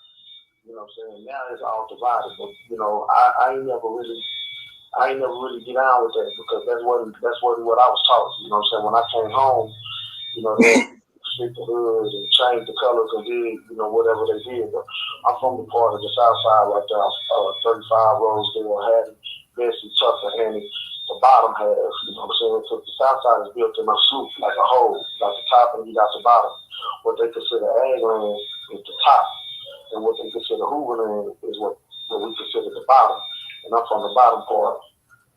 Yeah. So man, can you tell us, man, how did the Hoovers get from LA? I mean, get to Texas, get to Fort Worth, man. And what year was the first ones there? Okay. The Hoovers. The first. Okay, let's go all the way back. The first Crip niggas that ever hit Fort Worth was the Rolling 60s. I would agree with that. The first Crip that ever hit Fort Worth was the Rolling 60s. From the west side. Yeah, the brother named Kevin, the Chucky, all these niggas. Yeah, what the hell you mean? 86, 87, 88. The Hoovers came in 1988, 89 in the downtown project. So, you know, it was the 107 Hoovers, and I think like in 1990, I met Lil Rank. The Rank came from Shreveport, Louisiana, you know what I'm saying? And Cuz was like 50 at the time, you know what I'm saying? So, the first time I ever met Cuz, we actually ended up getting into it. We didn't click right off, you know what I'm saying? So, you know what I'm saying? That was like 90. Cuz was from Cooper Road. He was 5 dudes who was gangster. Now, 1991, I took Cuz with me to be my big homie. You know what I'm saying? Because it was like I was trying to tell him something about, you know what I'm saying, the Crippers. Because, you know, people hear stories about Wayne Loco and they talk about Wayne, but you got to realize, because when we was doing all of this shit, nigga, I was hearing he was 15. You know what I'm saying? Right. And it's like, niggas tell stories about Cuz like this big time OG. And you know, in this day and age, he would be, but at the time, Cuz he was kids. You know what I'm saying? It was no way possible all of these niggas could have knew him because we was doing all of this when we was 15, 16, 17. I got locked up, and when I was 17, Cuz got killed when he was 16. So it's a lot of the shit that niggas be saying is just it's crazy because you couldn't have been fucking with Cuz. You couldn't have been around us at the time because we was only out there a year and a half doing this shit before he got killed and I got locked up. That's real talk, man. And so, man, can you tell us, man, what you got locked up for at 16, 17 years old? Man, I was at 16. I had 3 gang-related murders. You know what I'm saying? The first murder was when he was in juvenile. You know what I'm saying? In 1990, when me and he was in juvenile together, I tried a murder case then, fucking with the other homie, Loco. Right. You know what I'm saying? And I got certified as an adult in 1990 and sent me to the county and I made bond. And when I got out on bond, I caught 2 more murder cases, you know what I'm saying? So me and Rank had got into it and me and Cuz ended up catching a double homicide. And before he could get arrested, he got killed. And, you know, they grabbed me in 91, March of 91. And I ended up getting sentenced to 25 years, and after 21 years on 25 in TBC. That's right. And so, Cuz, when I looked up and you was out, man, you was doing real good, man. What happened out there, man? What was going on in the streets when you got home? Man, when I got home, it was crazy, you know what I'm saying? Because it was like, you know, after 21 years, you know, society as a whole, it changes every 2 years. So by me being gone 21 years, society done changed 10 times, so I really had to just sit back and look at it. And you know what I'm saying? I had to get my situation together with my family, had to get my situation together with my kids. You know what I'm saying? So it was a problem. But when I came home to the hood, it wasn't nothing like we left it. You know what I'm saying? Right. It wasn't nothing like we left it. Like a lot of the little homies, they had been misled. You know, due to a lot of them getting killed and getting locked up in the early 90s, that left a gap in the gang culture in Fort Worth because a lot of niggas was forced to just learn this shit and do it on their own and have big homies like we did that was rude and I'm telling them, nah, nigga, this ain't cool. But nah, nigga, you don't do this. They basically out there by themselves. So niggas just started winging it. And when I came home in 2011, And I remember going to 2000, May 2nd, 2011, cause I remember going to what they call Hoover Day now, right? Right. So I go and I'm looking at it, and the first thing I see niggas with the blue and gold. You know what I'm saying? Right. So I'm like, damn. I'm like, what's up? Like, you know, I had to check part. Like, well, you know, what the fuck we at? So it's like, you know what I'm saying? Niggas like, yeah, you know what I'm saying? You know, it's blue and gold. The homies wear blue and gold. So I'm like, nah, because, you know what I'm saying, we don't go like that. You know what I'm saying? As Hoovers, you know what I'm saying, we wear blue and orange. You know what I'm saying? But it was like, because them young niggas been out there for at least 10, 15 years doing this. And you know what I'm saying? And then keep in mind, I've been gone 21 years. The average age of these niggas is 15, 16. These niggas don't know who I am. You know what I'm saying? So by that being all five dudes hood now, I kind of had to bag up because I'm like, damn, I can't school these niggas on their knowledge because I'm 107 Hoover. They five deuce Hoover, so I go deal with the G niggas for five deuce and ask them. Go do add, you know what I'm saying? Say dead. I'm talking to them. I'm like, cuz, what's going on with the you know, the blue and gold? Why they ain't wearing the blue and orange like we was? You know what I'm saying? This shit ain't right. You know what I'm saying? So we kind of bumped heads. We didn't have no beef or nothing. Them niggas respected me. You know what I'm saying? I was able to move and coexist around them niggas, but that wasn't what I was brought up around. To me, that wasn't right, so I stood back. I can't speak on another nigga said or tell another nigga what to do, and they good and they said. So I stood back. I actually ended up moving to Atlanta. You know what I'm saying? Right. But it was like, you know what I'm saying? It was like niggas had the mentality to feel like, okay, because we've been out here this long doing this, you can't no nigga tell us nothing. And you know what I'm saying? And then I identified with them niggas because I was like, damn, you know, these niggas been out here by themselves. And then there's been a lot of niggas that wasn't giving them niggas the game right. They representing what they was taught. Like we was all supposed to do. It's not their fault that niggas didn't tell them the truth. You know what I'm saying? So what do you think about all these guys getting on from Fort Worth and all this here, man? Is any of them like running things over there? I've been seeing these guys, OG Percy's and all these guys. Do you know them? I met Percy when I got out this time, you know what I'm saying? Like, you know, but I had been hearing cuz I ain't, but like, you know, cuz I ain't never seen that nigga on the turf. You know, he's from the east side, you know what I'm saying?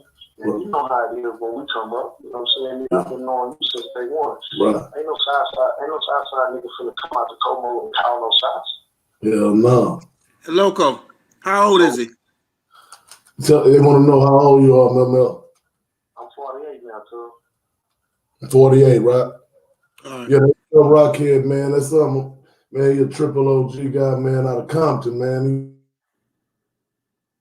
He's really with the business, you know what I'm saying, and been through that penitentiary stuff, and he's out there now doing great things with an organization called I Can. I'll be watching cuz videos, man. I salute him. I love all that shit. I'll be watching Rocchead videos, you know, I'm on all that gang shit, homie. Even though I don't got a little old, it's still in me. I hear you. So Loco, ask them, do he know about Luda Street? A guy named James, man, he's from neighborhood. You know, he retired, but he said, what street, bro? Luda Street. Ask him, do he know Gus Low? Or G Low? From Luda Street. Yeah, that's my little homie, Lil Gus. That's my little homie, G-Lo, yeah. Yeah, see, that's what I'm talking about. So he knows. You know what's so crazy about it, Loco? What's that? I caught my second murder case on Luda Street. See? That's what I'm talking about. See?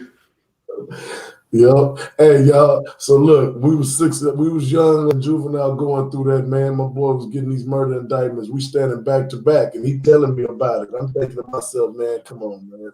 But every day they calling him to the bars, man, and he's signing murder indictments and coming back with the copies. Listen, cause the middle, I'm gonna say 107 Move, Peanut, Ray Rat, Ace Bone, Tiny.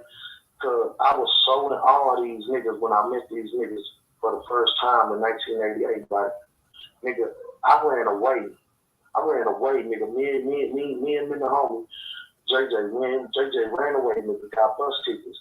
Rode all the way from Fort Worth, nigga, to Los Angeles, California. It took us like 3 days, nigga. He knew his way around because, you know, JJ was eighth phone and Tiny them nephew. Right. He knew his way around LA. I didn't. But it's the homie, nigga, and I'm going wherever he goes, you know what I'm saying? So, nigga, we end up in Los Angeles, California, nigga. We robbed the old, nigga, downtown, got the money, bought the tickets, went to LA, popped up on these niggas in the turf. These niggas was crazy. They're like, man, what the fuck? Like, nigga, what the fuck y'all niggas doing out here? My mama, my granny called and the police, they like, man, they done kidnapped my baby. I'm like, man, but I already knew in my heart, like, once I met them crib niggas, like, nigga, I can't do nothing else but this. Right. You know what I'm saying? So they bring me back to Fort Worth, but I stayed up there. By the time they ended up, because they was on the run, they couldn't move how they wanted to move. So I got acquainted with the LA lifestyle and the gang culture for like 3 months before they bring me back, right? Right.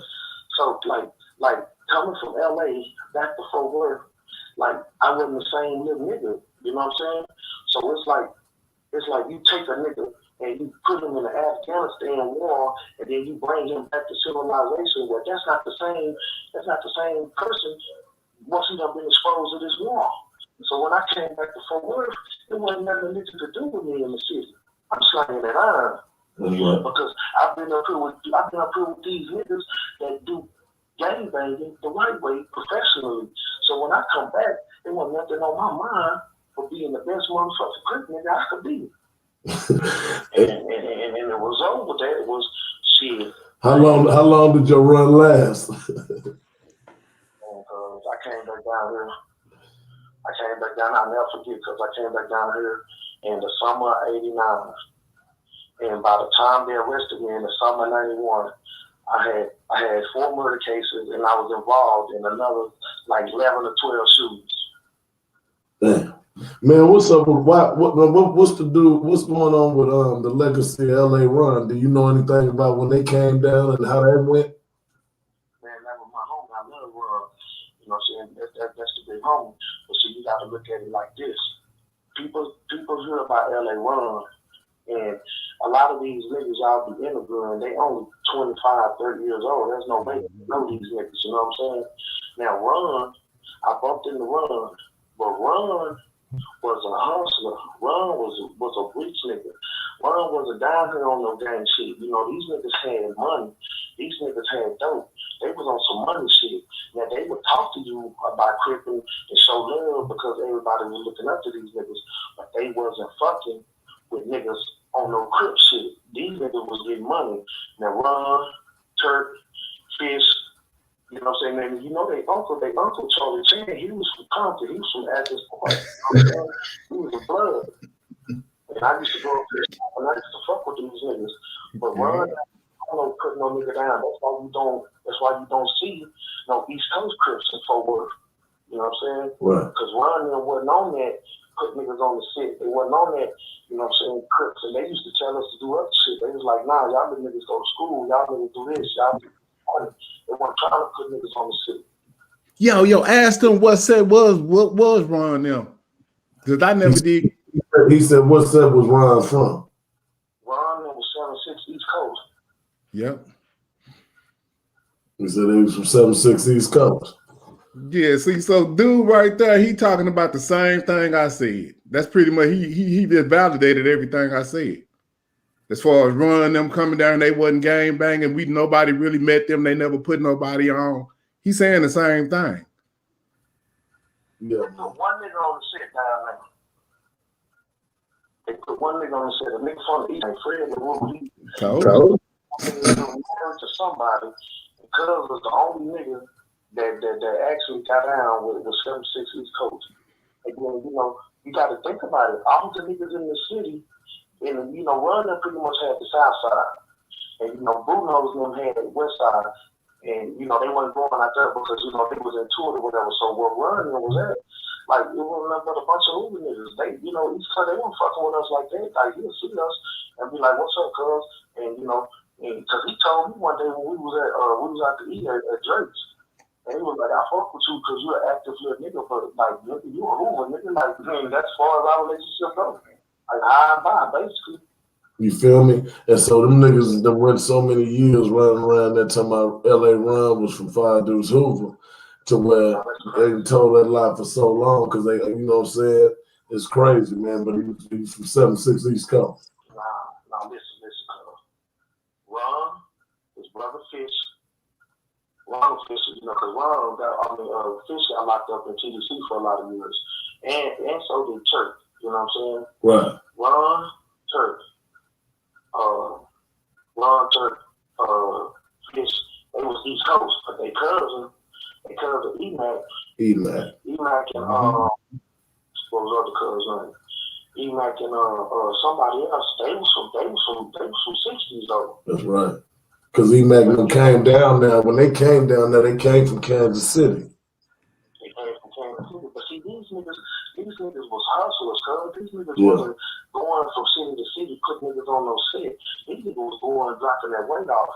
They was going down here fucking with them cars, you know, because cousins had them chop shops, and they was getting cars and buying cars down here.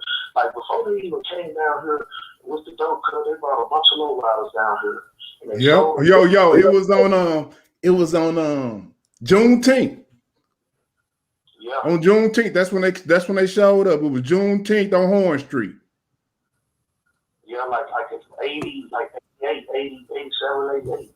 And then they sold niggas in Fort Worth, these low riders, and then they robbed them for them back and took them back to LA. That shit was funny as a motherfucker. Yeah. So Kev, do you have any questions, bro? No, I don't. He answered everything. I just, I don't know if y'all want to keep hearing him on the phone or y'all want to get off. Are we good? Good. Okay. Yeah. He pretty much solidified it. Yeah, that was it. Hey, bro, man, look. Yeah, Kev Mac, go ahead and say something. I was just saluting Kev Mac. I watch all the niggas videos. Yeah, good looking out, man. That's me and Rocchead up in here. Good looking out, bro. Appreciate it. Oh yeah, that's what's up. Cause this is what I wanted to answer homie Kev Mac. Like, I see a lot of your videos like with the homie Monkey, like that was my favorite one. Like, I just love listening to that nigga. Like, I was right there with that nigga on whatever he was on. Like, you don't never do no interviews with none of the homies from Hoover up that way. Cause a lot of your videos, it be the homies from 60s or other shit. Like, ain't no original Hoover niggas ever done no videos. Tony Stacy did an interview. The rest of them, you know how y'all Hoovers are. Y'all don't really do interviews. Yeah, that's true. Niggas be a little difficult. Yeah. And then I was trying to get one of y'all, one of the big reputables over there from 107, and he didn't come through for me. He ended up passing, so we'll never get that interview. Yeah, that's crazy because I was it's one of the homies in here. It's one of the Salem homies in here. DP is directly linked in with Jap and one of the big homies Ransom and H-Bone. You know, H-Bone and Peanut, they still out here in Texas. They did a lot of time out here in Texas. A lot of the 107 homies, they still locked up out here and still, married and doing good out here. A lot of them niggas are still down here. They never went back to Texas. Right. Oh yeah, I forgot. I don't know how I forgot about Keith Kloss. I interviewed Keith Kloss. That's the basketball nigga from what 9-4? Yeah. Before the homie get off the phone, man, tell him keep his head up, bro. Yeah, we appreciate him for sure. Yeah, keep your head up. Well, look, I want to say this real quick. You mentioned ransoms, and that was one of the ransoms I was talking about the past. Yeah, Ransom. Andre Ransom, right? Yes, Devil. Yeah, Handsome Ransom. Yeah. Hey, listen, when I got out of 2011, I went back to the turf. I went back to to the homies. And it was crazy because like a lot of them niggas, they didn't know me either up there. Right. So I had to get real acquainted. And then there was a bunch of young niggas from moves up there, and they was like, yeah, and no, you know what I'm saying? But I did, you know, I was plugged in with the listeners, and I fucked with them, and we did things. But look, it's like niggas now is more concerned with who got the money. It's not about the original shit, how shit was set up with the big homies and the day one homies. If you got some money, if you got the bag, then you the nigga. They ain't doing politics. They're not respecting tradition no more. So I agree with that to the fullest, bro. But Loco, listen, homie, this is what happened to me in this situation right here, homie. Mm-hmm. They gave me 13 years in the feds because of my name. You know what I'm saying? It was another nigga named Neil that was on the phone talking with the minister about killing the nigga, about the pit, right? Right. So they hear the name Neil and they hear a nigga talking about killing somebody for money, they come pick me up. Because they like, okay, if somebody gonna get killed, this definitely would be the nigga to do it. So the feds picked me up in this conspiracy because they heard another little nigga named Melvin talking about killing somebody. I got a job, I got a business, homie. I've been out 8 years. I ain't doing shit. I'm working, I'm doing good. The feds picked me up on the conspiracy because they heard another little nigga named Melvin talking about killing somebody. So when they picked me up and they found out it wasn't me, they asked me to talk on the list. So, you know how that was. I didn't say nothing, and I ended up getting 13 years under the career criminal law because I had those old murder cases, and these people put me in this conspiracy. So I'm basically got me locked up for not snitching on the niggas that they already had in custody. And they gave you 13 years, so basically the charge is being a career criminal? Yeah, see, the feds got a thing called a career criminal, homie. If you got 2 or 3 violent cases, and they use this act called a career criminal, and they sentence you under the career criminal guideline, which starts at 13 to life. So when they heard that the little nigga on the phone was talking to the Mexicans about killing somebody, his name was Melvin. Now, my name Melvin, I got all these motherfucking murder cases. The feds see that, think it's me. They pick me up.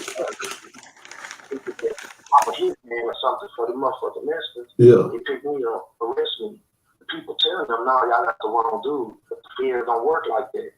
So they was like, well, okay, you know this Mexican, so you got to know something. Tell us something on the Mexican. I was like, man, y'all suck my dick, take me where I'm supposed to go. I ain't got nothing to say. So they sentenced me under the Armed Career Criminal Act and gave me 13 years.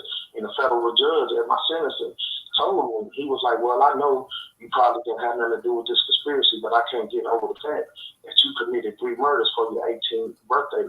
Like, basically, like, nigga, you weren't even supposed to get out of the state for that. So I'm going to, you know what I'm saying, put you back on the shelf for a little bit. Gave me 13 years.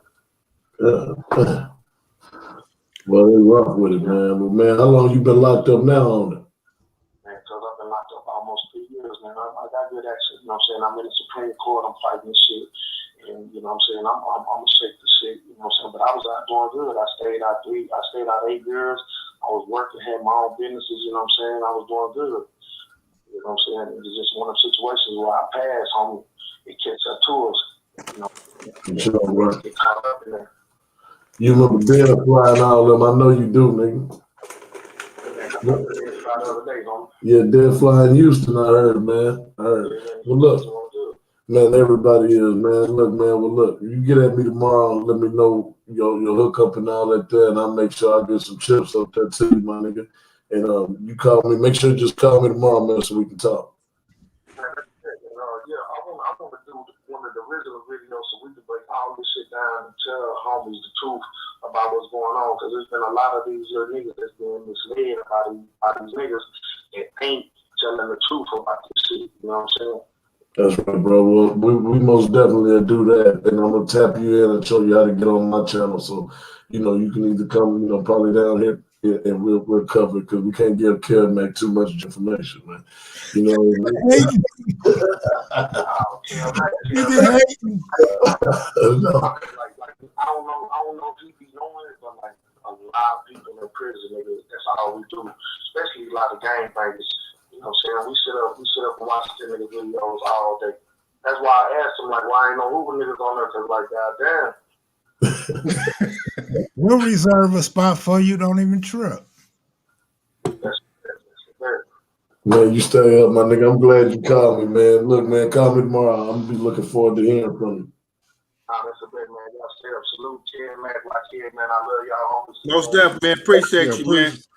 For sure. Yeah. Hey, Loco. Loco. Yeah. Yes, sir. So you 47, he 48? Yeah. That's why he say day one. Y'all same age, basically. Yeah. He just had a tad bit more experience than you. Yeah, my nigga was rough. I got you. He told his story. You know, he's a tad bit, more aggressive than you. And then for James, a lot of the shit James said, he said. Yeah, for sure. Mm-hmm. Yeah, I know. Mm-hmm. So officially, 6060 neighborhood, James, your big homie. Big homie, I'm not really not ready to acknowledge that, man. What you trying to prove with that? The dude, he was right there in the mix, and see, he gonna know more about the South Side because that's his side of town. That would be just like Rocchead talking about LA when he from Compton. You know what I'm saying? So I don't know. Okay, go ahead. He gonna know about the South Side because he was chipping shit. So he remember why he was chipping shit and what year he was chipping shit. Yeah. Right. So that's where you was at. That's where you was at, Loco. You was on the South Side. I was in Riga Ridge. Remember I told you I stayed right across the street from Wyatt, my nigga. I stayed in Riga Ridge, but I used to roam. We used to be all up in Glen Gardens and all the extras, my nigga. We was getting it in wherever the fuck we really wanted to. Man, I could just imagine, you know what I'm saying, your little badass. You know what I'm saying? Because I already know, about you, what's going on about your age and what was going on. I could just imagine what y'all had going on. So let me ask you this about Wyatt. So you saying Wyatt was a Crip school at that time? Me and Tim Davis, man, made it a Crip school, man. Really, man. Tim, that nigga was a different beast. My nigga Crip T, man, from Highland Hills. Nigga, right. So y'all over there, y'all really on the rich side. You know that, don't you? My nigga Forest Hill. I mean, we thought like Rolling Hills. I mean, we thinking, you got to go down to the bottom. I'm just saying, bro. You know what I'm saying? Riga Ridge was a big old projects. Like projects. It's like, but yeah, all that surrounding us, hell yeah, it was cool. Yeah, all that over there. Y'all was soft over there, man. No, y'all was soft. It ain't like being from the South Side. It ain't like being from the East Side or nothing like that. That motherfucking gate, nigga, and I was still going to jail over there for pulling gauges and busting on niggas. You was fucking with rich people. Now, James. But they not really rich, but compared to where the South Side or something. You gotta be careful, James. When nobody around, they're rich. That's why I'm trying to clear it up. They wasn't really rich, but compared to the South Side, Forest Hill, Rolling Hills, all that over there, that's that's where your parents trying to get you out of that shit. But James, we had a college. Hold on, Loco. TCJC. So Loco, hold on. Now, James, you can't tell nobody you was in jail. You only went to jail for the summer, man. Right. Well, yeah, that was. But see, that's hold on. Let me tell you something. I'm gonna tell you the story. That was the first time I got caught selling crack. You see what I'm saying? You got 90 days. Well, you got to remember when you doing time back then, it was like if you get 2 years, you only do 2 months. Oh, damn. You see what I'm saying? So it was love as far as the time you would get. If I get 10 years, I'm doing 10 months, and I'm getting out. I wouldn't tell nobody I went to jail for the summer, though. That's what was going on, bro. I'm sorry. You know what I'm saying? I'm sorry I didn't get caught for doing shit. I was trying to be smart with mine, bro. So, James, let me ask you this question. Obviously, you know your history from out there. Mm-hmm. And it kind of coincide with a guy, again, 5 years younger than you. Because how old are you? I'm 51. I'm 52 this month. I'm 52. 2 or 3 years older, younger than you. Now, what time in your life did you, when you say neighborhood rolling 60s, what made you believe that was you? And what did you do? I mean, how you represented yourself out there as that? Because everybody got a story. Right. Well, Correct? like I said, it starts off with my little cousin, right? And me calling home and trying to keep my ear to the street. So when I call and he telling me that crib, and then I get out and I see what it is, it's like joining a tribe. You know what I'm saying? Okay. So I joined because that's what my little cousin, that's what everybody on the block is doing. Really, you know what I'm saying? So we started representing our block. Then, you know, we got other cats from the west side, because that's the only people that we messed with was the people from Como at that time, because like I said, it's just formulating at this time. So when it's formulating, let me see, you know what I'm saying? We on Charlotte Street at this time. We selling crack on the corner. You know what I'm saying? We ain't got a spot or nothing. We just out on the corner on my uncle's street. Just out there, you know, hand to hand and whatever. You know, we looking for people that's coming by that's trying to bust on us and stuff like that. But you know, it's just the beginning structures of it, because I'm talking about the beginning. What year was that for you? That's like 89, 90. And so I'd already been gangbanging. That's why you're not my big homeboy. So don't never listen to Rocchead, man. You ain't my big homie like that. Can he finish talking? Let me tell you something too, homie. Hey, can he finish talking? You know Gary Nolly and Brian Nolly and them out there in Como? You know the Nollies? Nah. These niggas is reputables out there, man. These my niggas, you know what I'm saying? I didn't know you was from out there in Como. These niggas from over there. I'm not from Como. I'm from the east side. Oh, you from the east side? Okay, yeah. These niggas told you that you guys are from the rich area. He's from the down and dirty. See that right there, twist things. Don't do that, man. For real. Y'all. Nowhere near no rich area, homie. My mama was fresh out the feds, nigga. We stayed in some apartments that looked like projects, nigga. In the middle of all what they look like projects. Yo. I remember when Regal Ridge was built. More like projects. They was Section 8, all the shit. So you can't call that no area. It ain't no rich area. He's saying around it was nicer. He cleaned up a little bit off that. Ain't nothing rich about nothing we came up in, bro. He clearly said y'all moms was trying to get y'all up out of that shit. Man, he didn't say us. I don't even know that man. What you say, James? Out of federal prison, partner. Y'all wild. Yo, check it out. What I'm saying is, on that side of town is Forest Hill, Rolling Hills, and you got, you know, apartments on Seminary South, and where he was talking about, and he talking about on Seminary South, which is Regal Ridge. Regal Ridge is some Section 8 apartment, but they not the project. I remember when Regal Ridge was built. That shit was built in the 80s. Like 80, that was built right before you moved in them. So they was basically brand new. They super big, like big, like big, long. Big. Yeah, we used to have girls. We used to go over there and holler at the women that stayed over there on Section 8. Yeah, we used to slide through there, but you know what I'm saying? You had everything over there. Everything over there, my nigga. Every set. See, this is back when it was that neighborhood right there. You got to realize that later on, niggas really signified they areas and they territories, but nigga, he ain't telling you to right around the corner from there, man, is where everything goes down.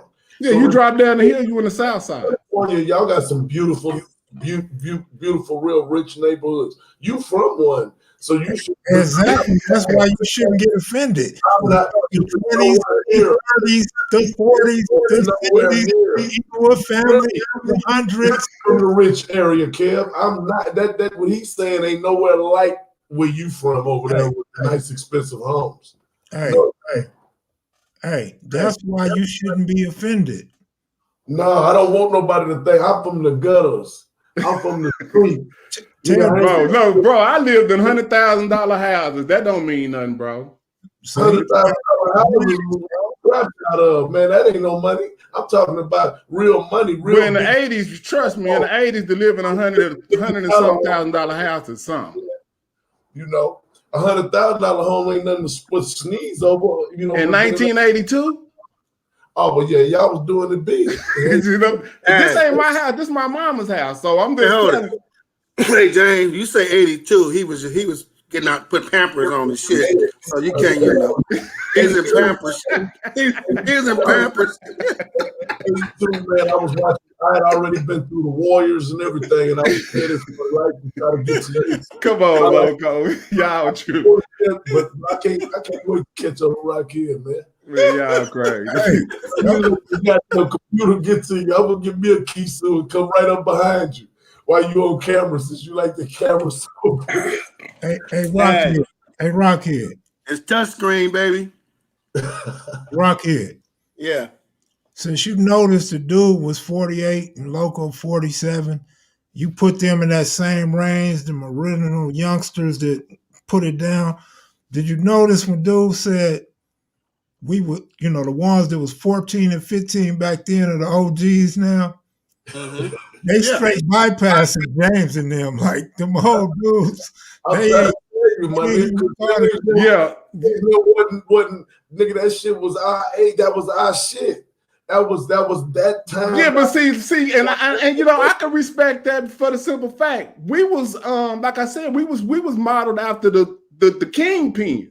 So we was the one that was supplying Loco and them, and you know what I'm saying. After y'all left and went back to California, we took over y'all spot as far as supplying the little homies, making sure, you know what I'm saying. That's what was going on. Yeah, it's no different. Like I say, everybody that was playing out there, man, in the streets at that time, man, going down. Fort Worth, Loco. What was the first time you went to jail? Oh man, it had to have been in the 80s. About 88. Had to been or is? About 88. 88. How old were you? 14.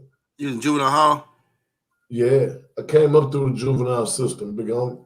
Okay, I mean, goddamn, oh shoot, I'm trying to be a co-host.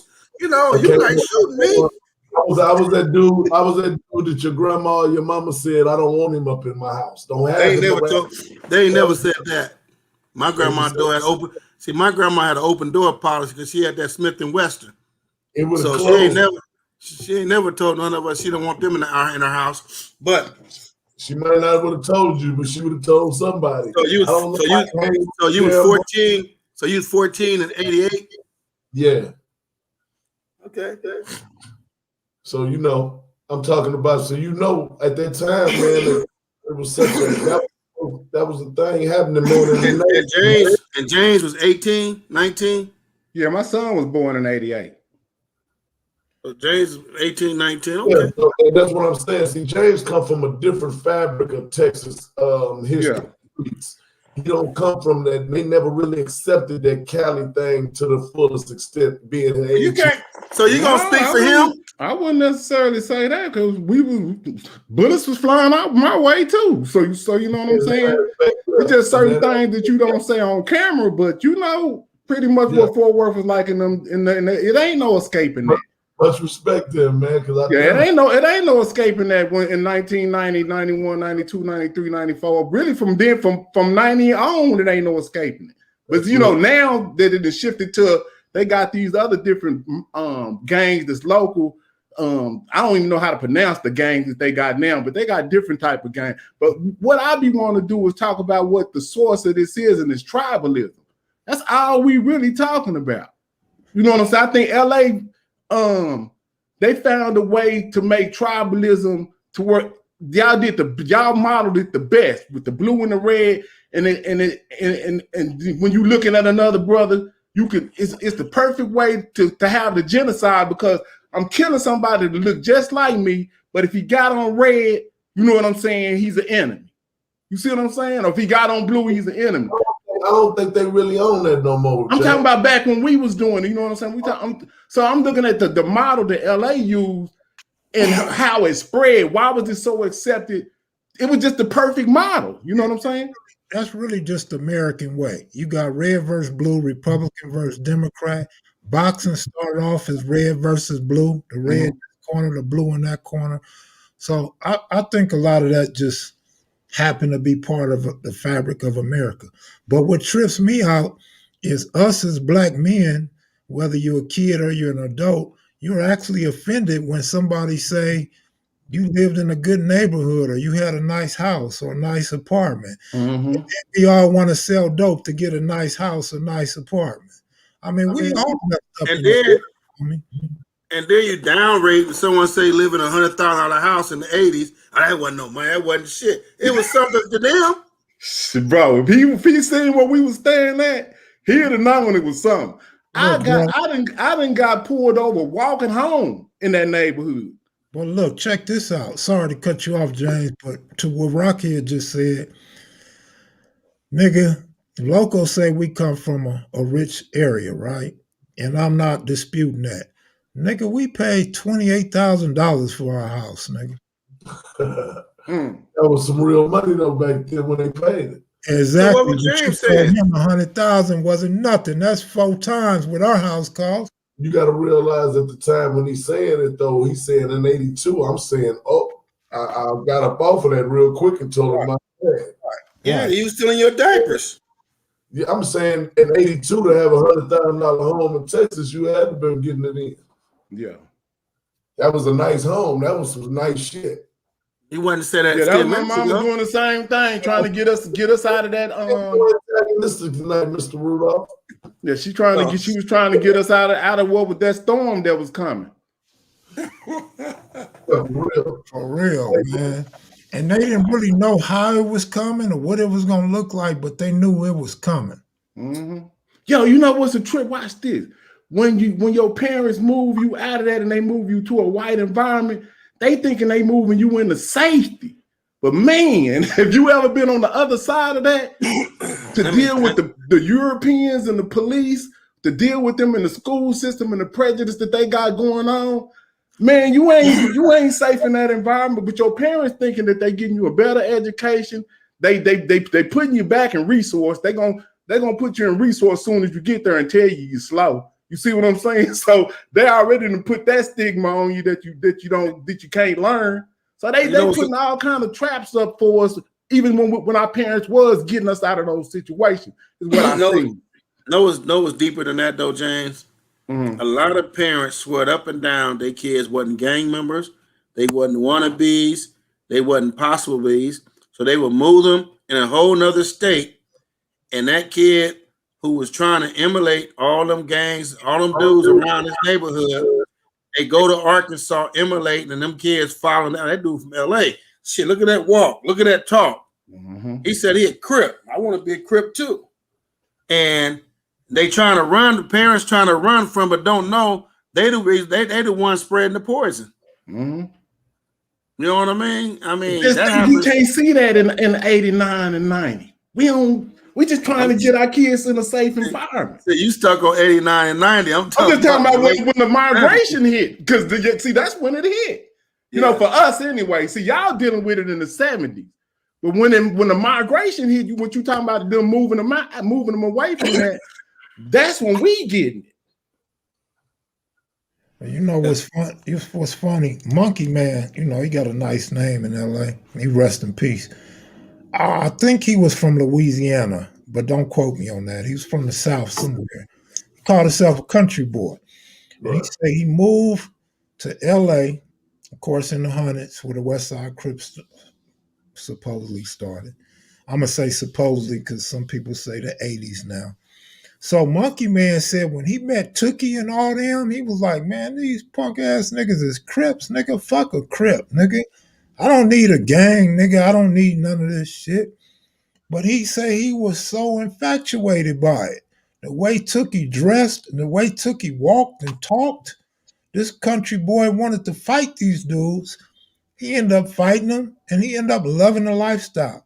So yeah, sometimes our parents can move us to another city, state, or neighborhood and think they're doing better for us.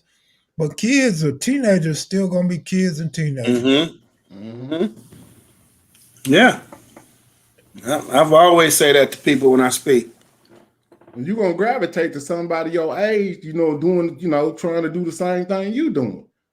And that's where the problem come in. Look at Loco. Look who he gravitated to.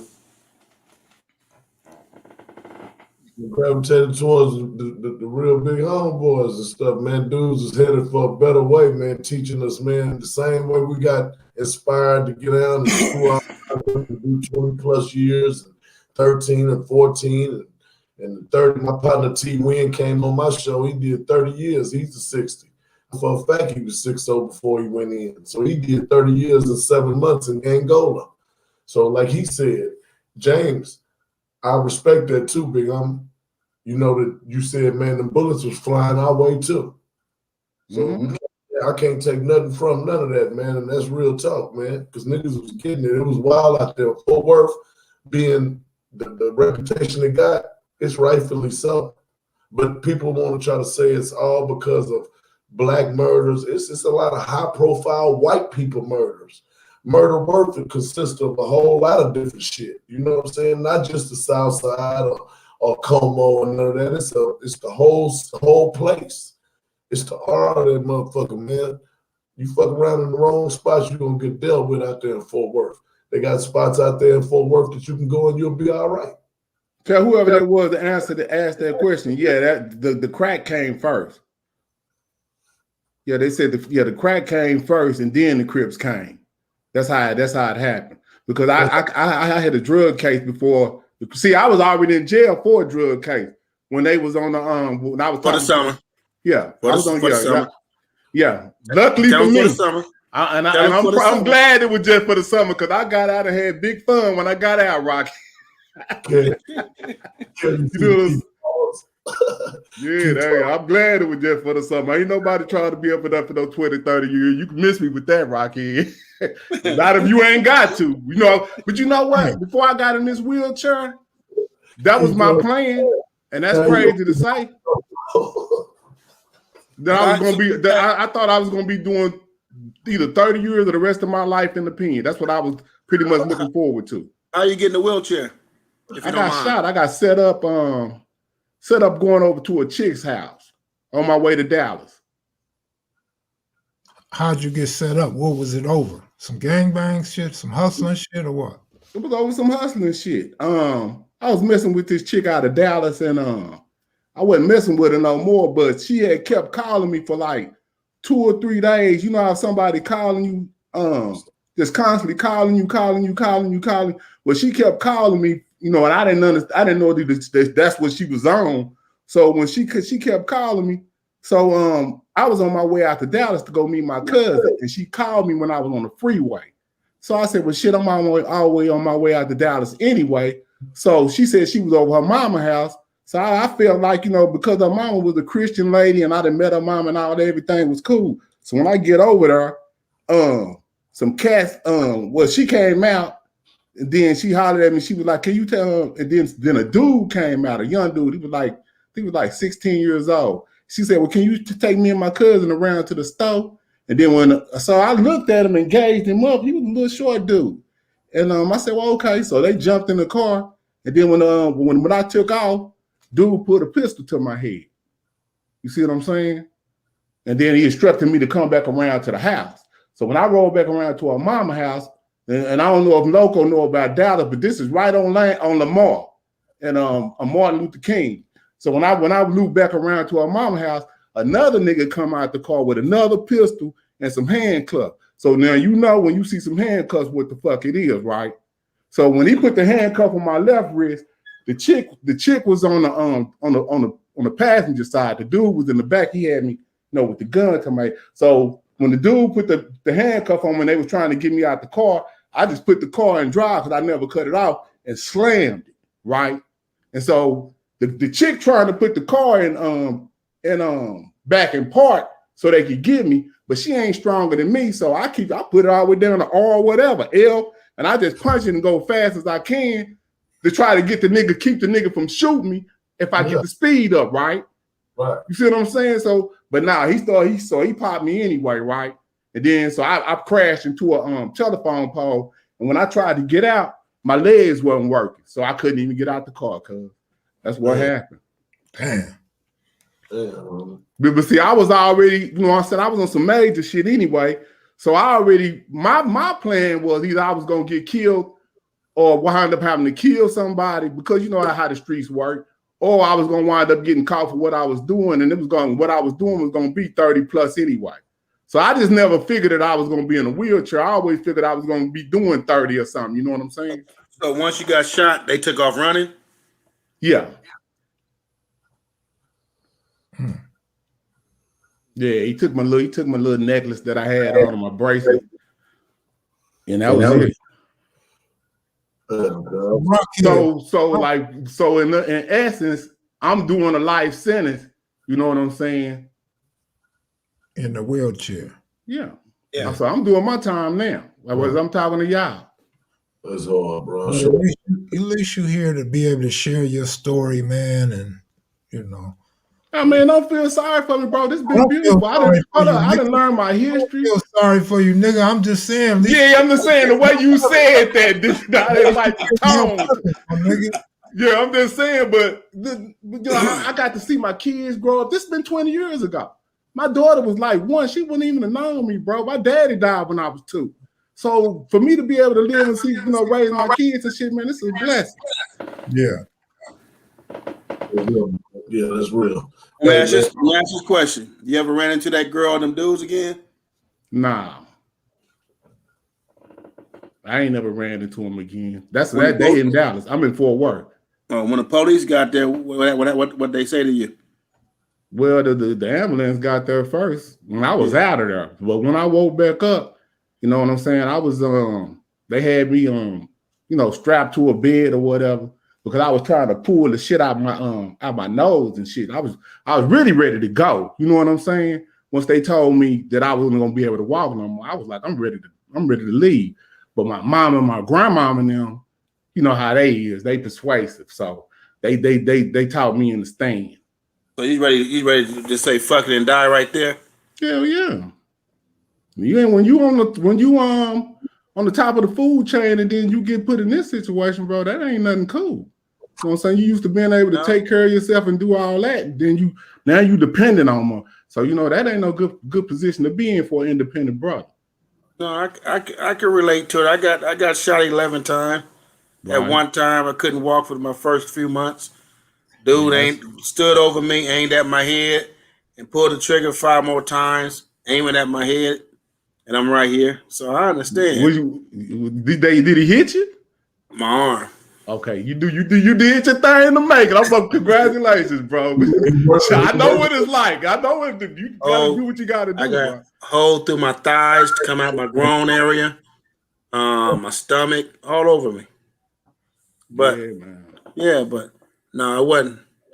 Well, I wasn't trying. I wasn't giving up. I was cool. Yeah, you got to do what you got to do in that moment. The man got shot how many times? 5? Who, me? Rocchead. 11. 11, and you said you was cool. You a bad dude, man. Oh, nigga, let me tell you something. I was talking shit while my homeboy put my head on his lap. Nigga, we finna get them motherfuckers. Nigga, went to the hospital, talking shit to everybody. Somebody said my mama came in. I told her I ain't got no motherfucking mama. You know, my sister said, no, you come to my house. And Jim said, no, come to my house. End up going to Jim Brown's house. You know, his maid took care of me. Changed all my little bandages every day and shit and got me back right. But I couldn't walk for like 3 months.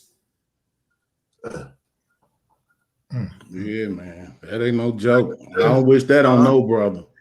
James, you got plenty of family support and people helping you and stuff like that during through your life. Yeah, you know, everybody, you know, you got people that's gonna fall off, but you know, family gonna always be there as long as you loyal. So family been by my side, my mother, my daughter, my sons. You know? Hey James, that's the best tone I heard Loco say towards you so far. He really concerned. Yeah, a lot of people, man, you know, they you know, that's kind of a shocking story, you know, when they hear a brother in a wheelchair, and you know, that's kind of, you know, a lot of brothers, you know, probably couldn't have did, you know, make 20. I didn't even think you could live 20 years in a wheelchair, bro. I thought I'd be dead by 5 years or something. Yeah, that's a journey by itself. Mm-hmm. Hey, Rocchead, you ever got stabbed by Mexicans in prison? Nah. Yeah, so you got they wasn't that good. They wasn't that. Let me tell y'all something. I'm not bragging. See, y'all be thinking I be bragging.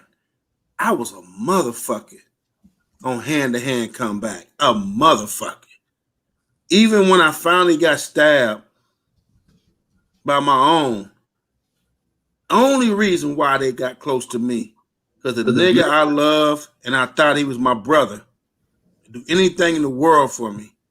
he was with them and he drew my attention and I was shocked. But once I got over my shock, I rebounded. Real simple. I rebounded. I don't, I got hit by the BJL because I was sitting down playing dominoes. And they hit me for hitting a white boy. You know what I mean? You don't think brother's going to hit you for hitting a white boy.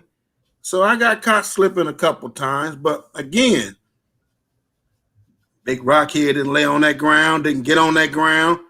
Even the guards had to tackle me to get on the ground. I was a different motherfucker. Hand-to-hand comeback, I invite. And that with a kisu in your hand, loco. Or without a kisu. I know how to take a kisu from somebody. I mean, man, That was one of the most disturbing stories you ever told, bro. Is when you said when you said the BGF hit you for doing that. I remember when I didn't like that. Yeah. A lot of people got mad at me because I said fuck their ass. I feel you. Because I'm this red, black, and green stand for that too. So that was messed up. See, my thing is this, man. When we get responses, me and Kev get responses, but Rocky has said this. Listen, if you listen to my story, if I saw a white guy, first I see a white police, open all the cells and say charge to all the Mexicans and whites, kill all the niggas.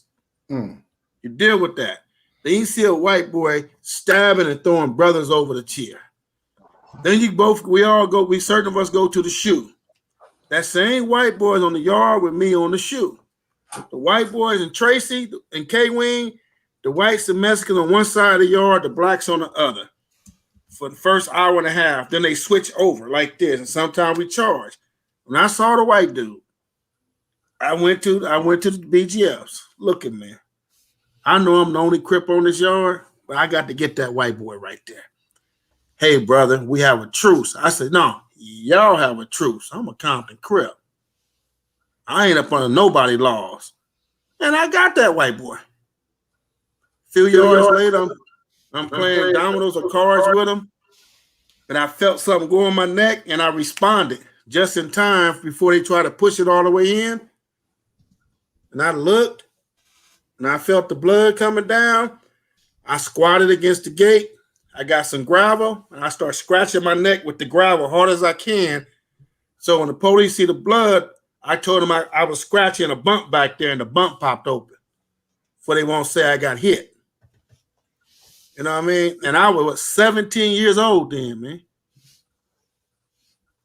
But I got that motherfucker. I got the shot caller who called to hit on me, and I got the nigga who tried to hit me. Fuck them motherfuckers. You don't hit a young 17-year-old? You gonna hit a 17-year-old for hitting a white dude? Man, y'all kiss my ass. Yeah, so that's why I feel that way about him. Yeah, and again, right, bro. Yeah, again, right. like I also said, when Brother Farouk them heard about it from San Quentin, at that time in prison, the inmates ran the prison. So they basically told the San Quentin people, send 10 of us, 10 BJFs to Tracy K-Wing. They came back there and disciplined all them dudes who hit me. So they said they was wrong. They supposed to embrace me and try to get me become a part of them that hit me for hitting a white dude when I wasn't a part of them. And even though they did that, I still felt fuck them. Because I'm 17. I'm already mad at you because y'all put that book up under my door to read and say I'm a part of this shit now. So I'm just different.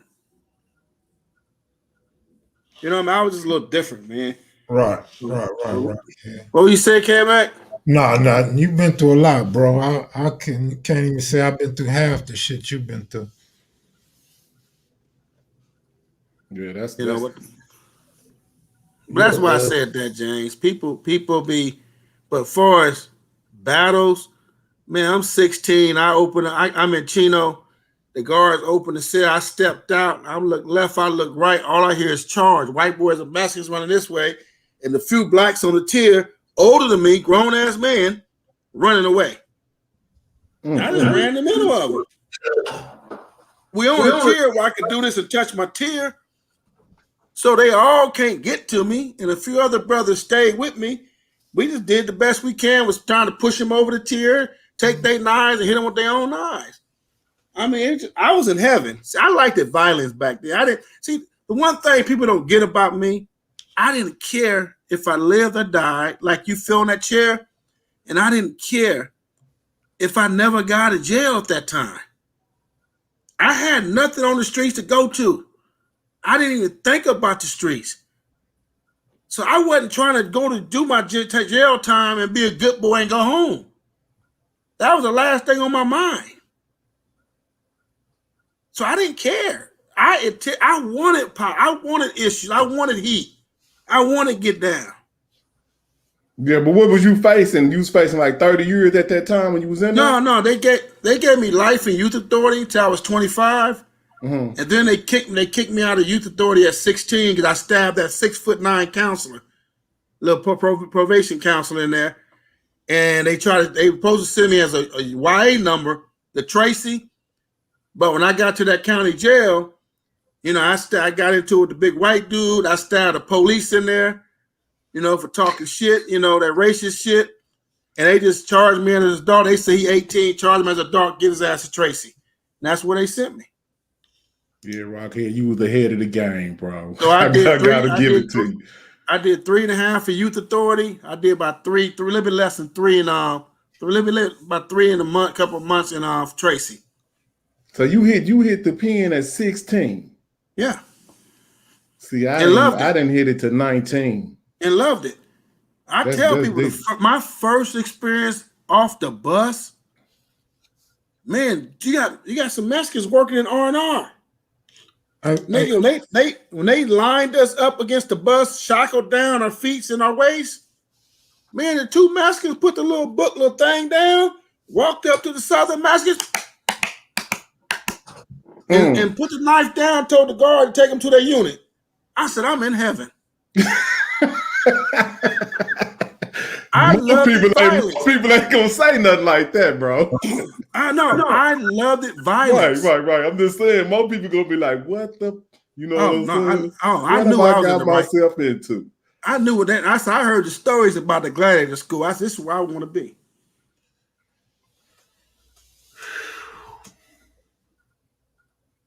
Okay. What y'all got going on? I thought Kid was finna jump in. I thought he had something he wanted to add. I was just thinking when I first got to the pen, I seen a Northerner get chipped. A Southerner stuck him in the neck and killed him. Yeah. First day? So when Rocchead say he was in heaven, I thought I was in hell. I was like, God damn. It was so good, so fast. So yeah, I was gonna say, you talking about as soon as he get off the bus, this is I'm like, that was too easy. I'm like, he got him too easy. I'm like, that could happen to anybody. Right. So, yeah, I thought I was in hell, but I just quick, man. I can adjust to my environment. Yeah, you're gonna have to. That's just how that go. You're gonna have to adjust. Man, for real. But some people can adjust. That's why they commit suicide. That's why some turn into girls. All kinds of stuff. Man, I don't know about this. Man, I seen when I was in there, I think the dudes that was dealing with that homosexuality, that was a willing thing. Of course.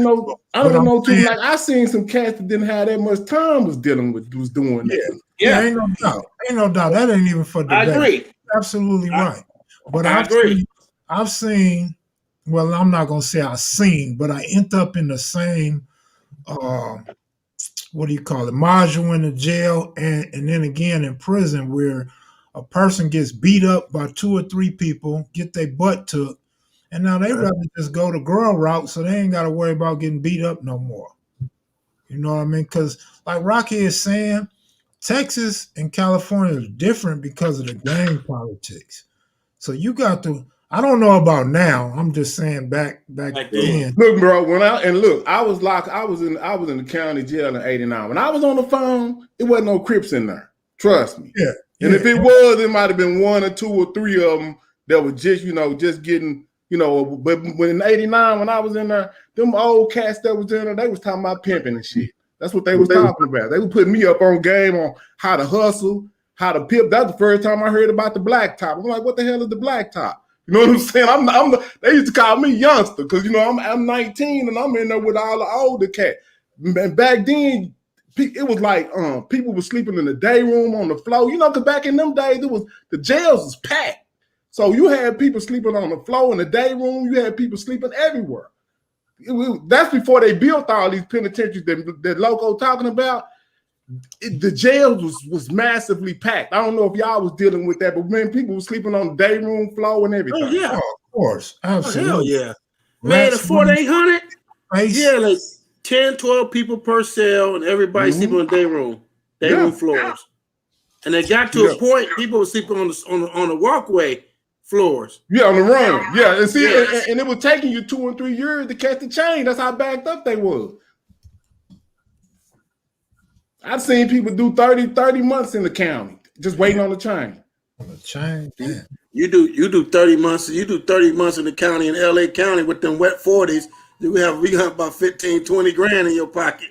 Okay? Yeah. 15, 20 grand. What are you talking about? The wet 40. People bringing you money every week. Oh, see, no, that shit.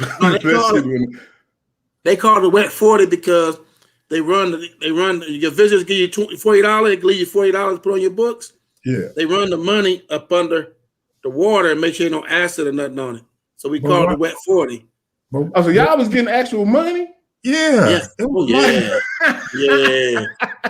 But look, yo, what year? Now we was getting the cho-cho. We was getting the greenbacks, the red, the orange, and then you had the red ones, and you had the gray ones. That's what they was transferring money into those little like pieces of cardboard. That's how. When I came to 4,886, I took back $4,000 cash. Hey, but look, Rocchead. Yeah, we had money up in there. But look, Rocchead, I'm gonna take you back a little further, because the wet 40 is my era. Before that, y'all was getting a wet 30. I don't even remember. I wasn't getting no money when I was in there back then. I don't remember, but the wet 40 is when I started going to jail. So I would hear all the stories about they used to get $30. See, my thing was in '86, I knew nothing about it. All I knew was Turtle called out 30 or 40 motherfuckers. Y'all keep 10, y'all get Rocchead 30. Right. And all these dudes is giving me cash. I'm like, what this fuck? So when Turtle called me, I said, no, they got you. They got you, homie. You ain't got to worry about nothing. You know what I mean? They was giving me all this cash. I'm like, okay. Then I started learning about it. Homies was actually bailing themselves out of the county jail for the money they made there. Of course. and then you understand, when they took away cigarettes in the county jail, they were selling a pack for like $70. They were selling a carton for $150. All right. Later Am on, I right? $100 for a pack. Yeah. $100 per pack. So imagine how much money. They were selling the small toothpaste caps of weed for pinheads, $100. Oh, yeah. Oh, they was killing in there. People would go to jail, knew they had turned themselves in, would keister all the cigarette, tobacco, and weed they can. Yeah. Yo, I should have did that. Yeah, they knew if they was going to jail like James for the summer, they was going to. Yo, that's why I said I should have did that. Yeah, they was going to pack their shoes and their ass up and go up in there and make some money. Hey, Kev, Loco don't know nothing about that. He ain't talking about that. You know what I'm saying? Loco high. Oh, okay. No, hey, I'm telling you, I learned so much in '86 and '89. I'm like, nigga, that's rolling tobacco. They buying that? They would literally buy that little rolling bugler. Yeah, bugler tops. Game off the bugler. But a real convict wanted them Camels. Yep. And then they was catching cops and doctors that work in the county jail, sneaking in cartons after cartons. Nigga, $150 for a carton? Man. I'm finna get out.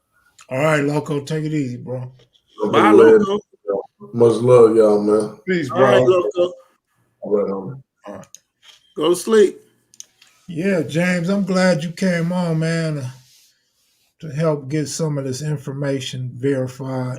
Right, man. I appreciate y'all for inviting me as well, bro. That was a real honor. I told you, man. The local should have you all the time if you're available. You know. Yeah, I'll be available. I'm like I said, I'm gonna hook up with him out tomorrow and see what we can do. I don't know what he want to do, what his schedule gonna look like, but I'm gonna start chopping it up with him, try to help him. Yeah, hook him up with them Texas interviews, man. I think it'd be a good look for the channel. Right. Yeah, I can try to get him as many people that I can pull over there. Yeah. Because the more he makes his channel, more Texas oriented, I think it would be better for the South. Right. Whereas if we keep having me and Rocchead and Cutes come on local shit, it's gonna be it's like the West and the South together. Yeah. Which it ain't, like I said, it's family, so it ain't never been nothing wrong with that. But I know what you're saying. You want that core. You want the core of Texas or the South over there. Yeah, because he keeps saying Texas got a story. Yeah. But we not saying story if we gotta keep shifting left and right and all that. Right. Yeah, well, man, I definitely be willing to help him out, bro. Because and plus that'll be good for me as well. Because I try to get my little channel but without having I remember when Kev first, he was like, man, this is kind of strange because we ain't no type of cat to be talking to ourselves. You know what I'm saying? So when you got Loco on, then it made more because you can't talk to yourself. I mean, I can't do it either. Exactly. So it's good that you kind of brought Loco on to kind of help you out, facilitate this, man. I mean, that was a good move. Right. So I definitely feel Loco when he's sitting over there by himself. Exactly. I need to be over there to try to help him out, man. That's why I get up when he calls me. I'll be like, man, I got to get up. But I also feel like if I'm not going on my own channel, what I need to go on somebody else's channel for? I'm asleep or I'm busy, I'm tired or something. But right. Y'all chemistry good and you really know that part of Texas. So and I think today he has a better understanding of you. Yeah, I agree. Right. Yeah, I mean, it just take us just chopping it up. You know what I'm saying? That's all it is. But like the dude that was on the phone, I ain't met him either. But he a younger brother, and he said, he's probably active out there, and he from the South Side. So I know what he's talking about, Hattie Street and all that, and the people that he's talking about. So we pretty much had the same recollection of what happened. Mm-hmm. So that was good. So. I mean, one of his greatest contribution for him, he came to LA and got that personal experience. Right. A lot of people from these different states never really came to LA. Mm-hmm. And it's so crazy. It's like a double-edged sword. Because Kev, some had a hood, and Compton had a hood day. And one of their biggest paper money guy, from another state, ended up getting killed. First time in LA ever, and ended up getting killed. Mm. Well, I mean, again, when does it stop, man? You at an age, and is it that serious to say that's where I'm from? You know what I mean? It ain't worth it. Right. To me. Hold on. That's my little alarm. Yeah, but man, not only my own perspective, but some of the viewers that hit me, and when I talk to Rocchead, we just think you're a real genuine dude with no extras. Yeah, I like that. And you just bring a different dimension, the type of dimension people like us look for. Right. You know what I'm saying? Male and females that's from LA. We don't like the fake shit. We don't like the extra shit. Just give us the real. And that's why everybody take to you. And I think you would be an asset to Loco, and he could probably be an asset to you as well. Dude. Right. And I like your setup. You got it set up already. Like you said, you already got your channel. So I mean, it's a win-win. Right. Yeah. And then, I probably can transition into trying to get some of this history in the meantime too. Cause that's really what I'm on at this particular stage. And then look at it like this, James. I mean, just keep it 100, keep it 1,000. Melly Mel and Loco are getting Mac Kids and Maniacs. They getting my viewers. They pulling viewers from me. The same people in the comment section right now be over the Locos.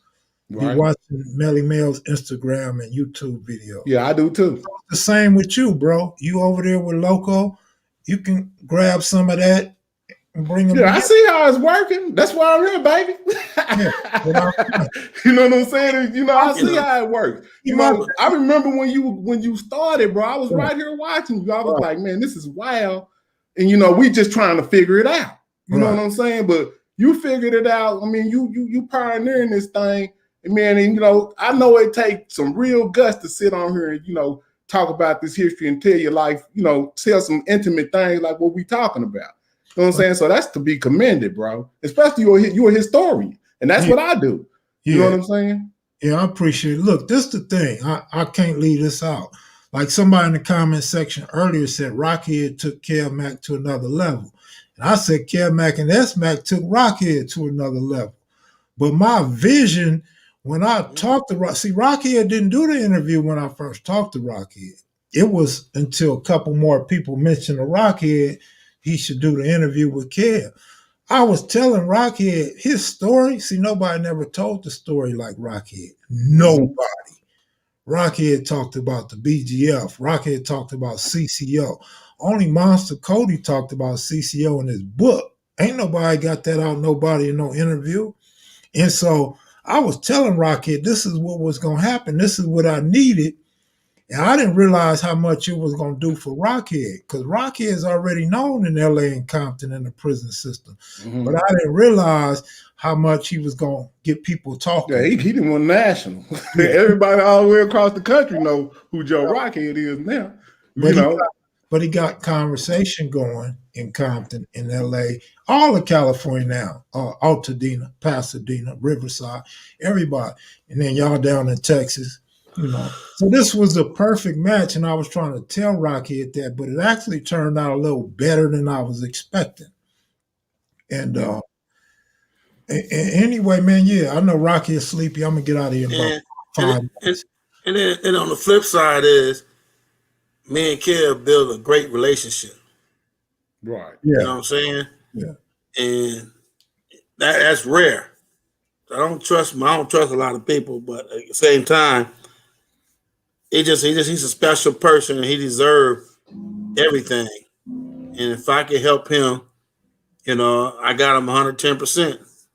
That's right. Because I mean, not that he gave me just a platform, it's just that we had some real conversations off the record. Right.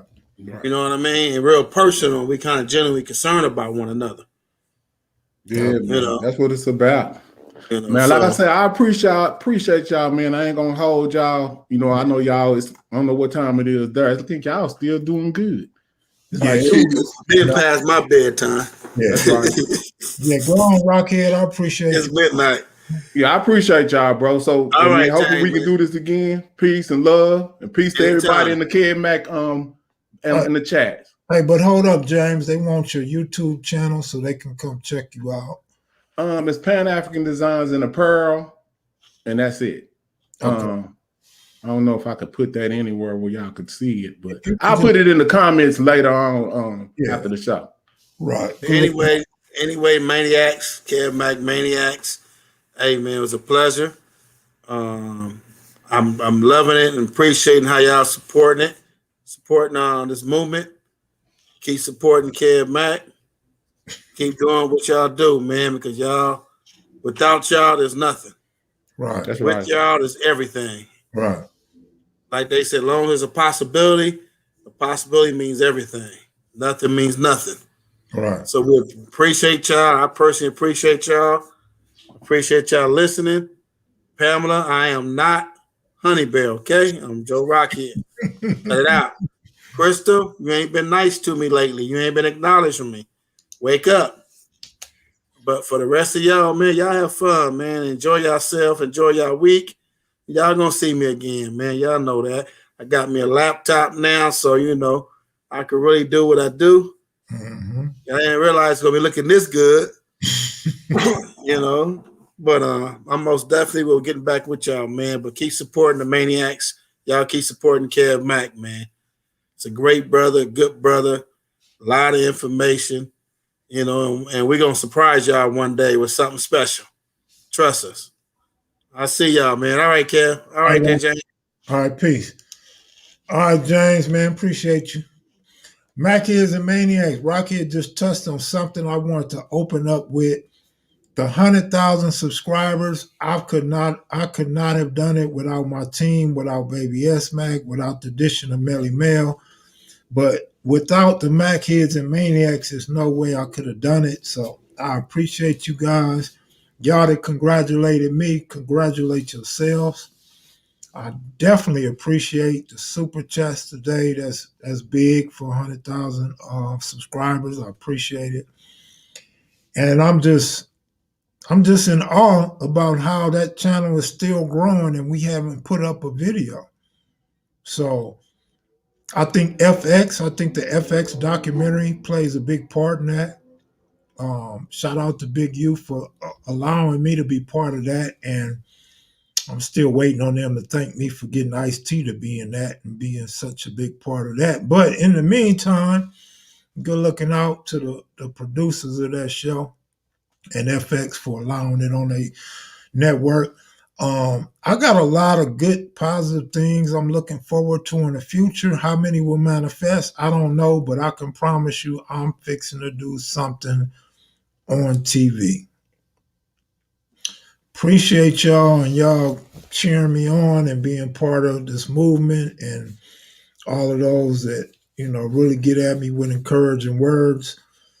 I answer as many questions as I can on Instagram. Y'all take it easy, man. Much love. Thanks to the moderators. I'm out. Peace.